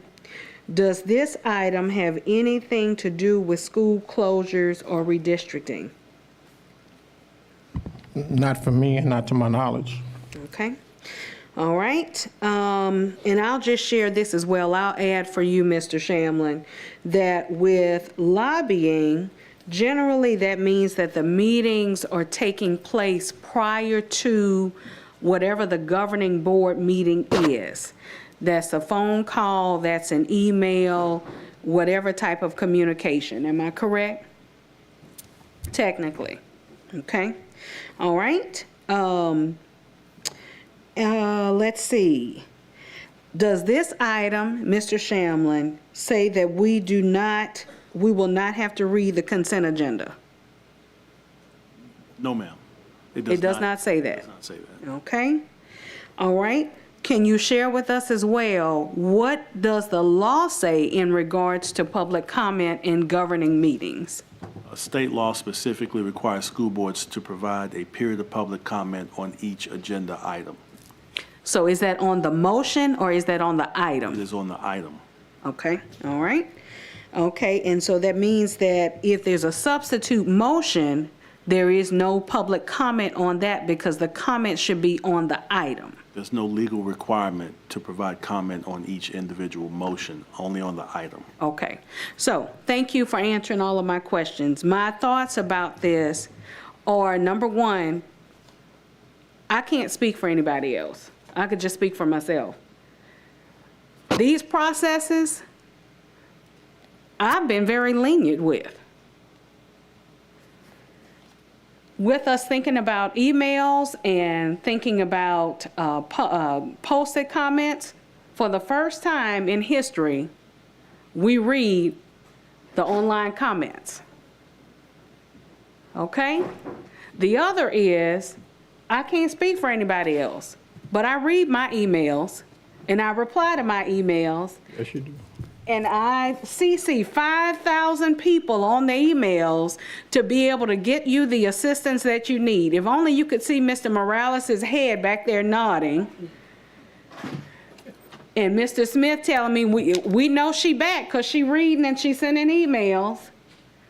I can't speak for anybody else, but that is our role.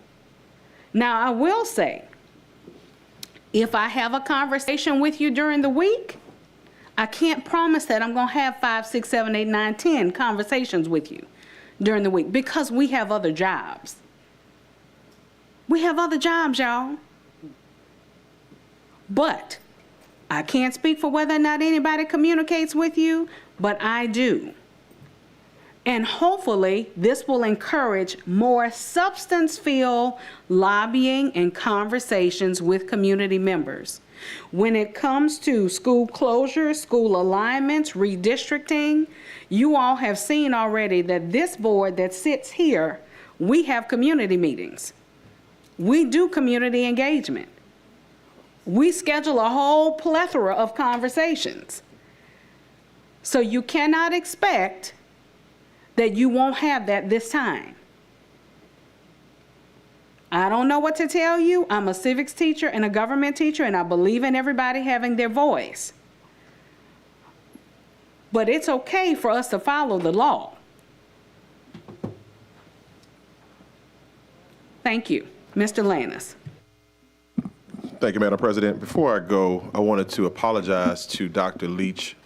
I wasn't having casual conversation. I was actually taking notes down as everyone was speaking. And there was a legal question that I had to get the answer to, so I reached over and I spoke to counsel for about 10 seconds.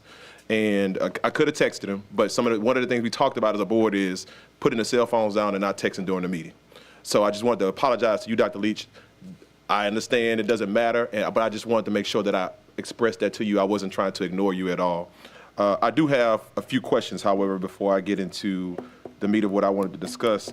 And I guess this right here is for Mr. Shamlin. Does this item halt or prevent online comment?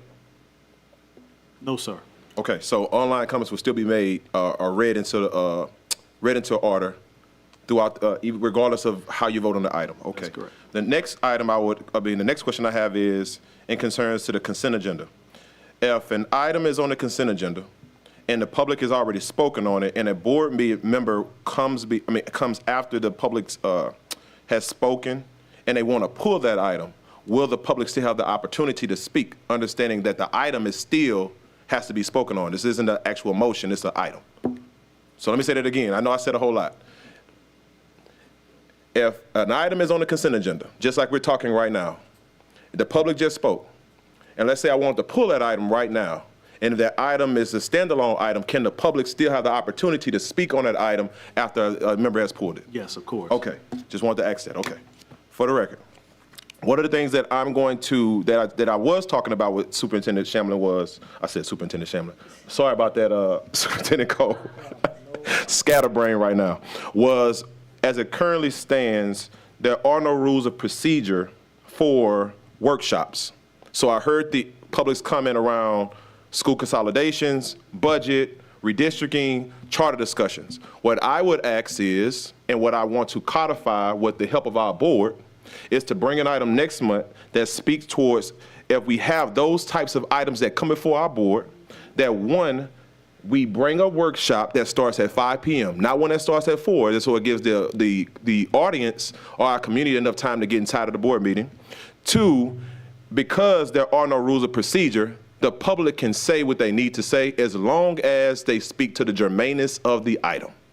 This is going to not only help us to, what it does is it offsets this item tonight, but not so much offset it, but it helps us to still get the business of the board done, whether it's new business or old business, but it also allows our community and the public an opportunity to speak on big issues, such as we said before, school consolidations, redistricting, budget, and charter discussions. Now, I'm not trying to do this alone. I want to work with our board, so I'm just asking the board to please be on the lookout for any language that we come up with. I've already talked to Superintendent. Attorney Shamlin, and they did speak with our deputy superintendent as well as our superintendent to make sure we have something that is ironclad, that makes sense for our community. But I wanted to just express that so everyone understands that you're still going to have an opportunity to speak on hot button issues or issues that are very important to our community. Thank you, Madam President. I just want to let it out. Thank you so much, Mr. Lannis. Mr. Shamlin, did you need to skip the order? Yeah, go ahead. You okay with that? I wanted to just kind of add some additional information to those comments. The board actually does have a tool for a workshop that allows for public comment. It's called a public hearing. And we utilize those throughout the year, generally for budget discussions. I think the law requires at least one of those or two of those prior to the adoption of a budget. So there's already a mechanism for a workshop type approach with public comment built in. However, we can still talk about your ideas and explore that over the next month. So the only reason why I didn't call it a public hearing is because I understand those rules and I did not want to stifle anyone not having an opportunity to speak if the item changes during the workshop. Because a lot of the times during the workshop, we're voting on items as well. So that's why I want to label it as a workshop. But if we can tinker that to fix it, I have no problem with that. Thank you. Understood. Okay, so point of clarification. Do we vote on items during the workshop? We do not. Okay, so yeah, so then that still allows, okay. Mr. Lewis. Thank you. You know, change is difficult. Change is hard. People don't like change. You know, I don't like it when the time changes. I've watched the school board for a long time, was really fired up and motivated to run, and then I wanted to back away from it. But I changed my mind because to me, it's all about children. It's all about children. And we have let adult stuff get in the way from out there and from up here. You know, we've all been guilty of it. But what we're trying to do, what we're attempting to do, is right the ship. Right the ship and spend our time focusing on children. Now, focusing on children may keep us here to 10 o'clock at night. It may keep us here to 10 o'clock at night. There's no set time limit for dealing with children. I've sat up here tonight, and I confess, I've been texting tonight, but I've been texting with retired employees who are concerned about what's happening with insurance. They're my constituents. I'm trying to multitask. Pardon me? Oh, I'm trying to multitask because I respect the people who voted for me to sit in this chair.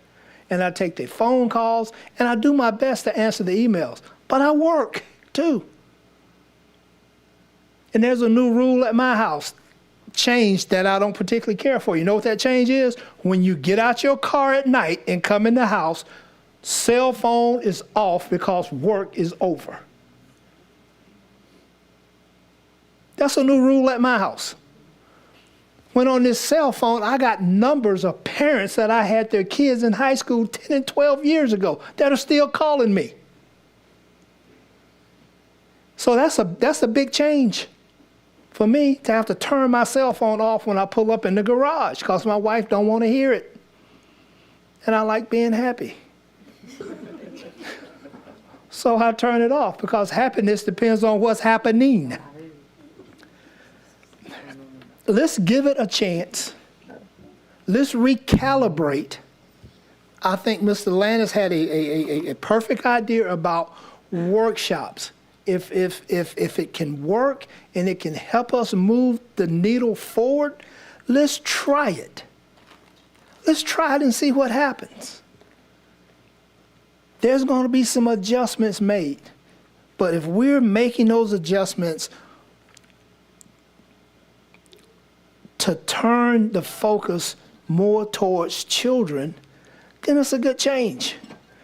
Because I've got some serious, listen, I've been going over this consent agenda for the last week with a fine-tooth comb. And I've got some things in this consent agenda that I don't necessarily agree with.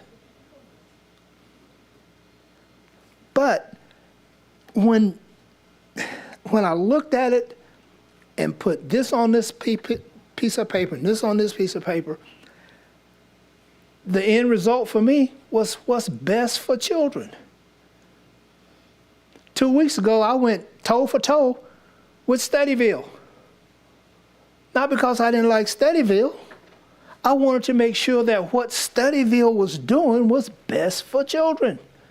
And I worried my friend, Miss Edwards, I hope she's still my friend, I worried my friend, Miss Edwards, to the point that she was emailing me at 5:23 a.m. Wednesday morning. Let's give it, I got 42 seconds, Carl. And I'm not going to do what we were, let's give it a chance and let's see if it works. Let's give it a chance and see if it works. Because the bottom line, if it's going to move the needle for children, I'm going to try it. And I'll be the first to tell you, if it doesn't, I'll sit up here and we'll be here to 10 o'clock because I'm going to find a way to make it work for children. Not for grown people, for children.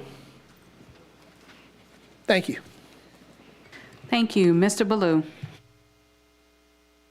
Thank you, Madam President. Just a quick question for Mr. Shamlin.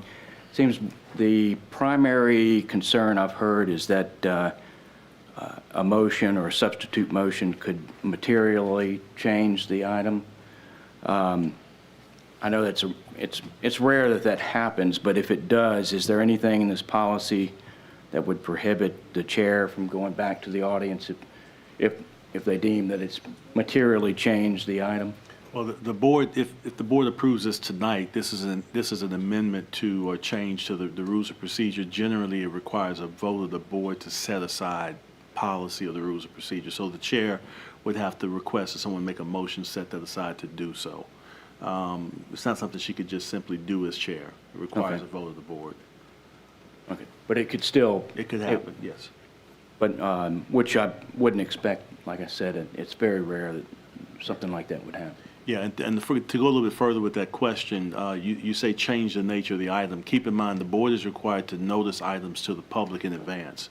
And so a motion, a second, or an amendment can change what happens with an item, but you got to be very careful with changing the nature of the item, because then you have notice issues. So we got to be careful with how we use those words and what that actually means. Well, thank you. Okay. Thank you. And Mr. Shamlin, I think you've, okay. All right, Ms. Sule. When I first started reading about this idea, I actually had a lot of the same thoughts that I've heard tonight and was like, whoa, I'm not sure that this is the best thing for kids and for people and for our community. And then as I've really been processing it and thinking through it, I realized how much for me as a board member, it is going to help me to make sure that I am really thinking through what I want to say and what I'm thinking. And what I wanted to tell you guys, I know many of you, we've talked and said this before, how much I appreciate emails and how I appreciate when you guys are up here and that you do bring things that I haven't always thought about. I think it's going to help us all to make sure that we are using our words wisely. And I'm also one that reads my emails, that wants to hear from constituents, that knows that it is a privilege that I've been elected to this board. And I know the other members feel that way too.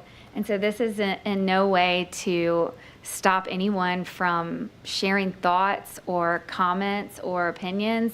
It is more to have us use our words effectively and efficiently, which I know for me, I could stand to have some help with that. Thank you. Mr. Gode. Thank you. Just a quick question. I guess this is for Mr. Shamlin too, but you know, we have the deadline, or I'll take it back. We have the policy that it goes live on Tuesday at noon. I think we should reiterate as a board that our expectation is that when it goes live on Tuesday at noon, it has complete and full backup so that public can take a chance to look at that and see that.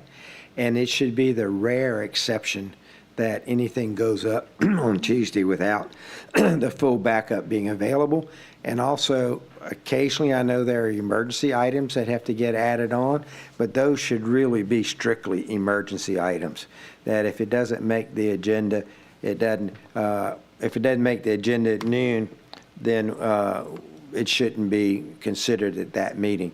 The other thing is, I think we need to double down on ourselves to try to make sure that we take actions at the committee of the whole, that items come before the committee of the whole. I know that's a perfect world, and we don't live in a perfect world, but we should try as very hard as we can, because I, like Mr. Blue, seems like the real issue, because we're still allowing people to talk. No one's shutting down all public comment. The only issue I've heard of any real impact in my mind is substitute motion issues. And should something pass with a substitute motion, it's going to still be coming up in the consent agenda at the regular meeting, so the public would still have an opportunity to discuss it at the regular meeting through that. So this change of procedure isn't as dramatic as I think some might think it will be. And I agree with Coach. Let's give it a try, and if it works, that's all to the better, because I do think we need to change the tone and tenor of our meetings to refocus on kids, because I think that a lot of our meetings have gotten distracted into the adult issues instead of focusing on the kids. So if this helps us do that one thing, it could do more good than anything else that we've done here in a long time. So I support it, but I also think that, you know, we need to double down to make sure we have the backup material on Tuesday at noon, and we need to make sure that we try as best as we can to have all items go through the committee of the whole. Thank you.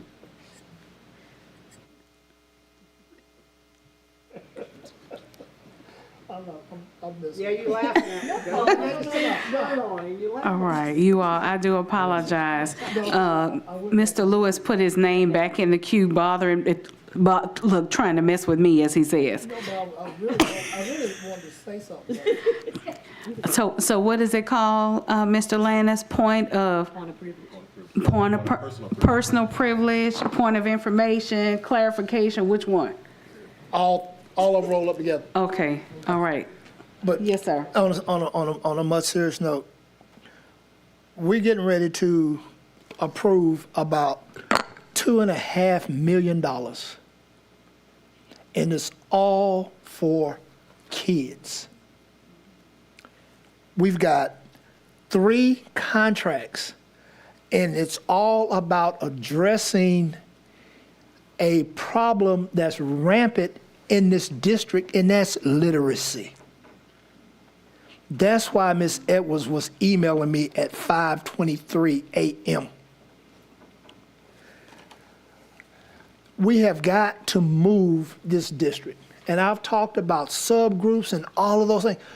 That's what it's all about. That's money well spent. And it's about children. Do I agree with all three things in these contracts? No. But it's not about what I agree with or what I dis. It's about what's going to move the needle for the children in this district. And when we first joined this board, people used to say, oh, you're drinking from the fire hose already. I didn't know what that meant. I think Ms. Edwards and her team's been drinking from the fire hose for the last couple of weeks because, I mean, she's getting it full bore. It's about children. It's about 3 great-grandchildren I have and 9 grandchildren, with 1 more coming. It's about them, because I guarantee you I'll be dead and gone when they finish. But if we can do something in this city to impact their lives, let's do it. Let's try it. Let's make it happen for the children in this parish. And I don't care if they're black, white, Hispanic, economically disadvantaged. I don't care. It doesn't matter. Let's just try to do something for children. If we don't want to do that, then we might as well shut it down. Thank you for that personal point of privilege and all that other stuff. Carl. Okay. Mr. Russ, Ms. Stewart, any comments? Okay, all right. Considering all, we will now entertain a vote on the consent agenda. That's okay. Please vote.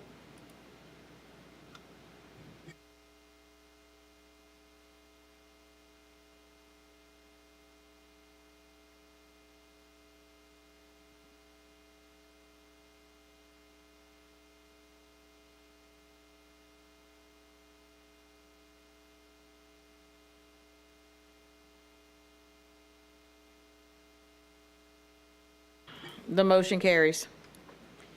Thank you. Moving on to G, alphabet G, new business. G1, student expulsion. Okay. Discussion, consideration of a request to appeal a student expulsion. Board members, have you had the opportunity to review the case? Yes. Okay. Do I have a motion to hear the matter at our next regular meeting? Yes. Okay. All right. So we have a motion to hear G1 at our next meeting. Is there a second? It has been seconded by Ms. Sule.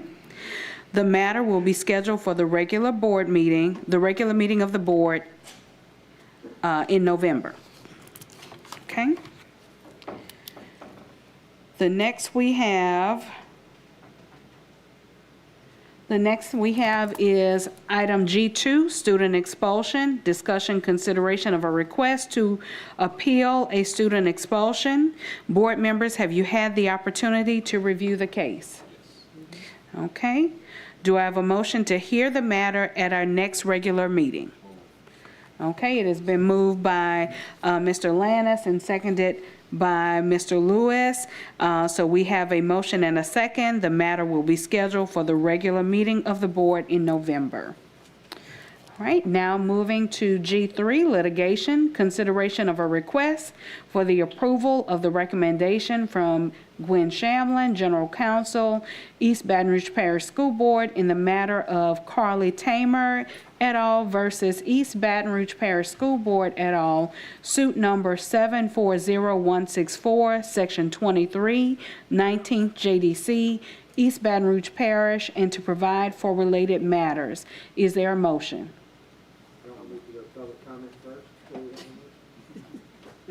No, okay. Okay, Mr. That's a good one. All right, motion by Mr. Ballou. Is there a second? Seconded by Mr. Russ. Comments from the board? All right, seeing none. Comments from the public at this time? Too soon, Mike. Okay, seeing none, returning to comments from the board. All right, we will entertain a vote. Please vote.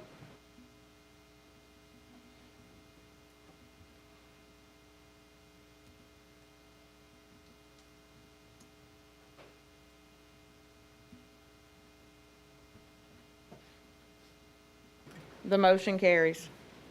Thank you. We're now to H1, presentations, data aggregation report. This is an update on the data aggregation project through Lean Frog. Mr. Cole. We have a representative from Lean Frog who's going to take us through the presentation.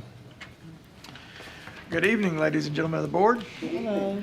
It's good to be back with you guys. I just wanted to give you a brief update on the project. We just got started this month, so I wanted to walk you through what we've done and where we're going and what we intend to achieve for you guys. Go ahead to the next slide. So first off, I'd like to start by just doing a recap of what we're doing. So we're putting together a comprehensive data platform for you guys that can be used to kind of drill in deep to understand what's going on inside the district regarding facilities and performance and so forth. As part of that data set, we're also putting together history, so it's not just current this year's data, but we're attempting to go back 10 years if available data and hold to a minimum of 5 if possible. So you should be able to see trend data, and we're also wanting to set up some benchmark analysis where you're going to be able to do comparisons to similar size-based districts in the Southeast, as well as to different standards regarding facilities. That way, when you're looking at the data, you can kind of have the sense of, well, is this good data or bad data? What's this telling us? Hopefully, it will be able to give you insight into the data you're seeing. On top of having that platform, we will be producing a manual report. And in that manual report, we will also have recommendations and guidelines for optimizing school facilities for the district.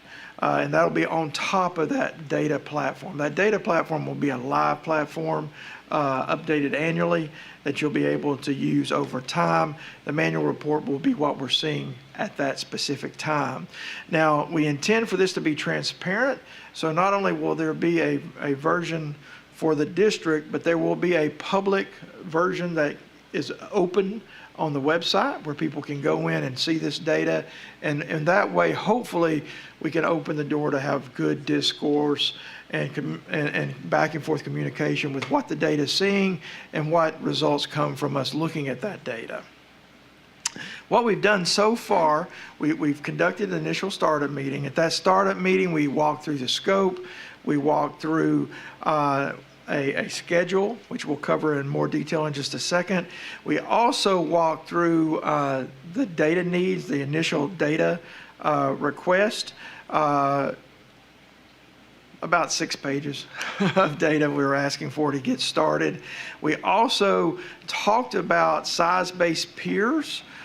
We provided to that startup meeting team, we provided some details on the districts we've identified that were size-based. We intend to, we marked off the ones we felt were the most like Baton Rouge and you got to learn the most from. But again, we're going to need feedback from the board, also from the team, to make sure we're selecting the right ones. We also discussed those national standards we're going to use. We're going to review those as a team as well and present those to the board to make sure we're all on the same page with what we're going to be looking at, who we're going to be comparing to, and what standards we're going to use for the assessment. We established a data sharing folder, and we've actually already started receiving data. We've also, as part of that, we have set up a protocol for communicating We're going to be doing a bi-monthly project meeting to walk through what's been accomplished, where we're going next, and is there any issues we're seeing that need to be mitigated, and what we can do to mitigate those issues real time versus them turning into a problem later on. We would also have made the request, I believe that was made to Superintendent Cole today, that a couple liaisons be appointed from the board so we could openly talk in detail. For instance, this is the beginning draft of the data tables. I got 7 pages here of variables. I would like to share this with some people and get your feedback. You guys share it amongst yourselves. Make sure the sooner you tell me, hey, something's missing, the easier it is for me to get it in here.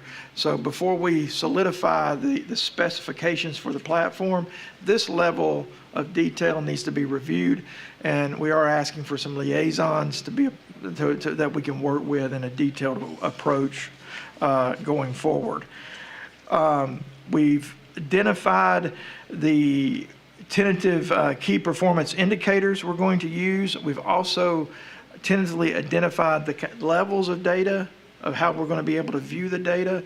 Again, we'd like to share that with the board, make sure it's what you expect. Again, right now we have the time to dial that in, and it doesn't add any cost right now, but we don't want to wait till we get all the way down to actually the final product and hey, we're missing something critical we feel we need. So we want to be able to have that discourse and bring that forward.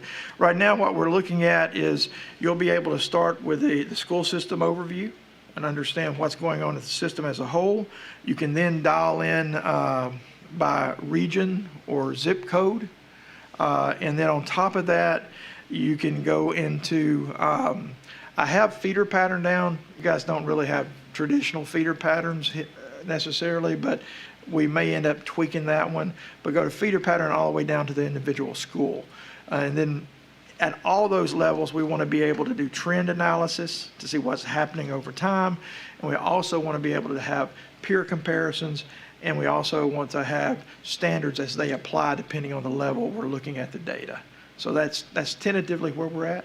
Again, there's a lot more detail. If I can get those liaisons pointed, we'll have that meeting set up and go over it to make sure we're all on the same page. Next slide. The original schedule was showing a 6 to 7 month schedule.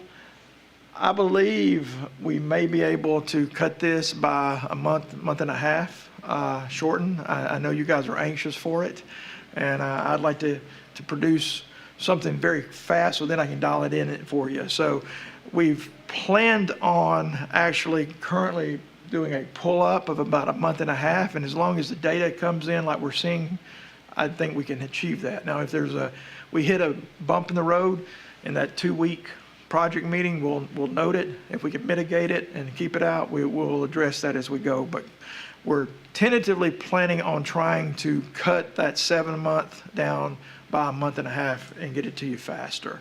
Now, there are some next steps, and I wanted to go through these because you'll notice in parentheses on here I have board review because this is where I'm going to need your input. When we identify and select the comparison district peers, those comparison standards, and these key performance indicators, I'd like to get your feedback on those to make sure, first off, the peers, you feel and agree that, yeah, these are good peers for us. These are good standards for us. And yes, these key performance indicators are capturing everything we'd like to see. We will also be pulling that data. We are going to be using a third-party piece of software to put this data in, and we did that both for cost and also for flexibility. There's a lot you can do with the data once we get it in there. If it's not what you want when we set it up, we can flex it pretty quickly. That will need to be set up. We're debating internally whether that's going to be the district's team or if we'll do that for you guys and set that up. We're going through that right now with the team. And then also we're going to be putting together kind of a spec document that will lay out, here's the data we have, here's what we believe, that will get all the way down to here's the user interfaces we think you're going to have. Again, you guys will need to review that. You'll need to give me feedback so that I can dial that in.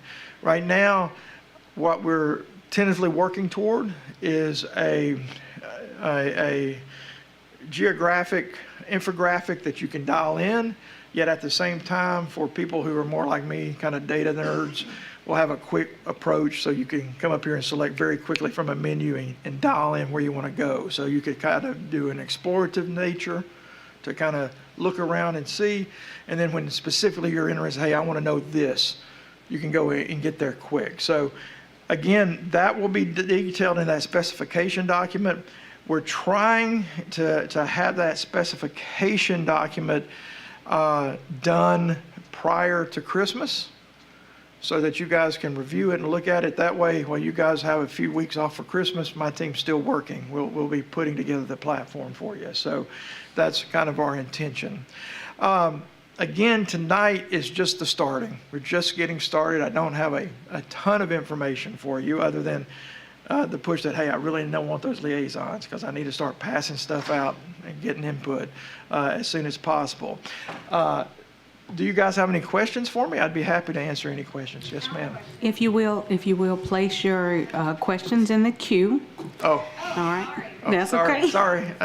Or place your name there. And I've entered the queue first. I just want to say thank you so much for this report.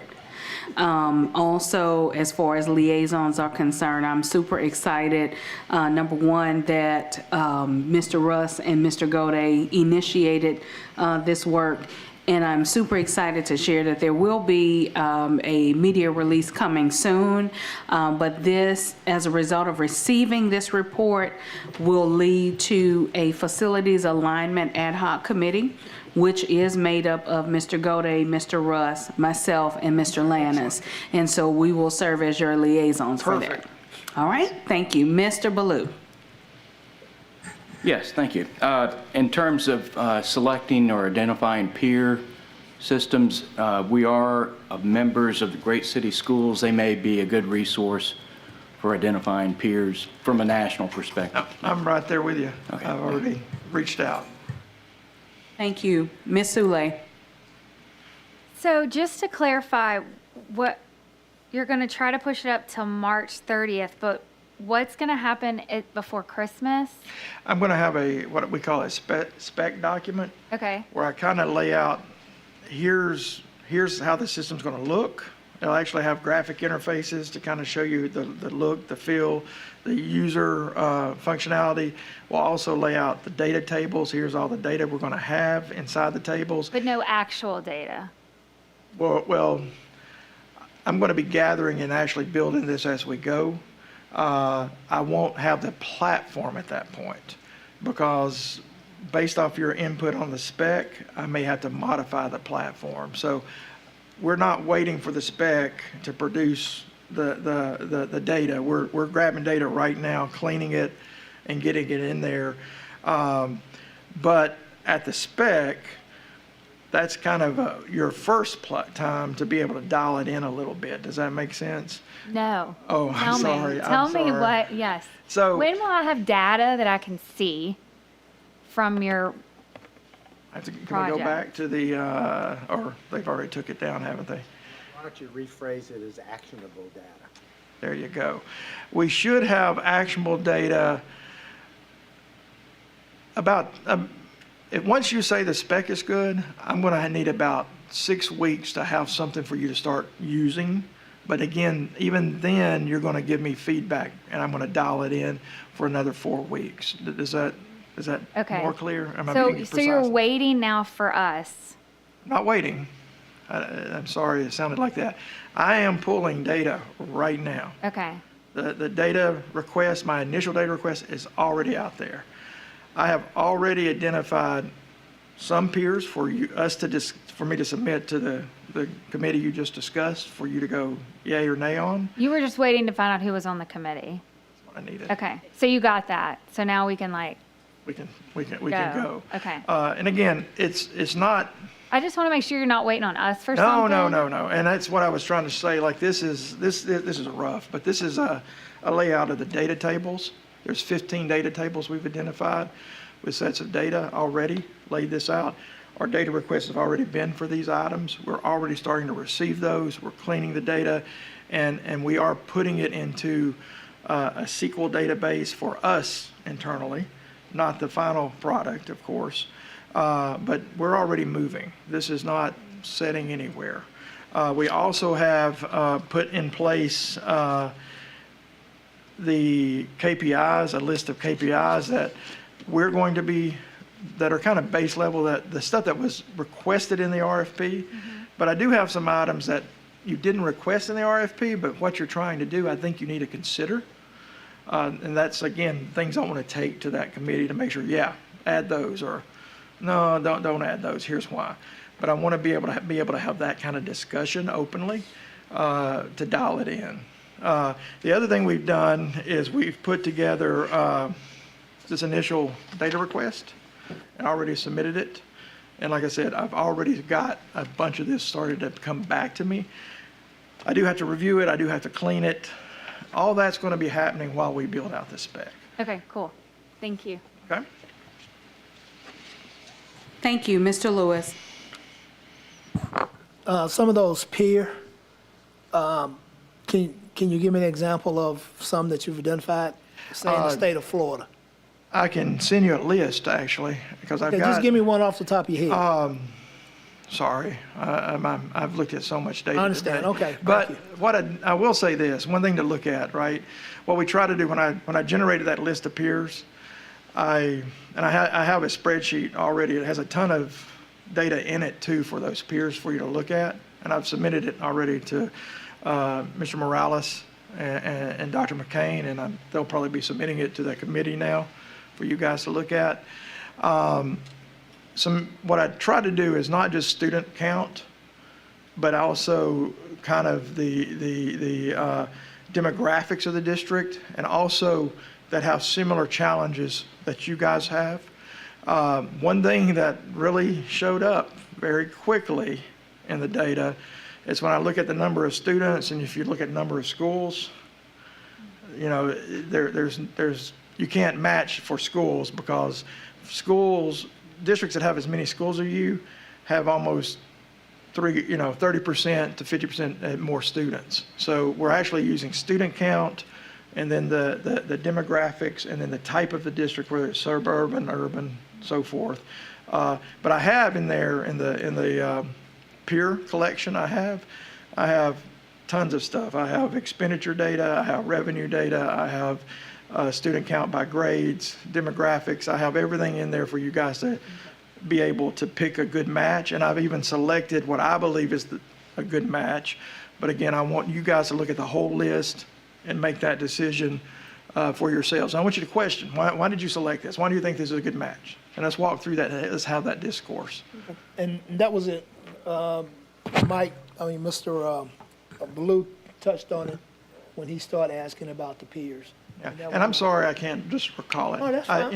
If this was still dark and not gray, I probably could do it. I can't remember what I had for breakfast some days, so I understand what you're saying. Okay. Mr. Gode. Yes, thank you. And I also just want to reiterate, there's going to be a lot of decisions that this board needs to make around strategies.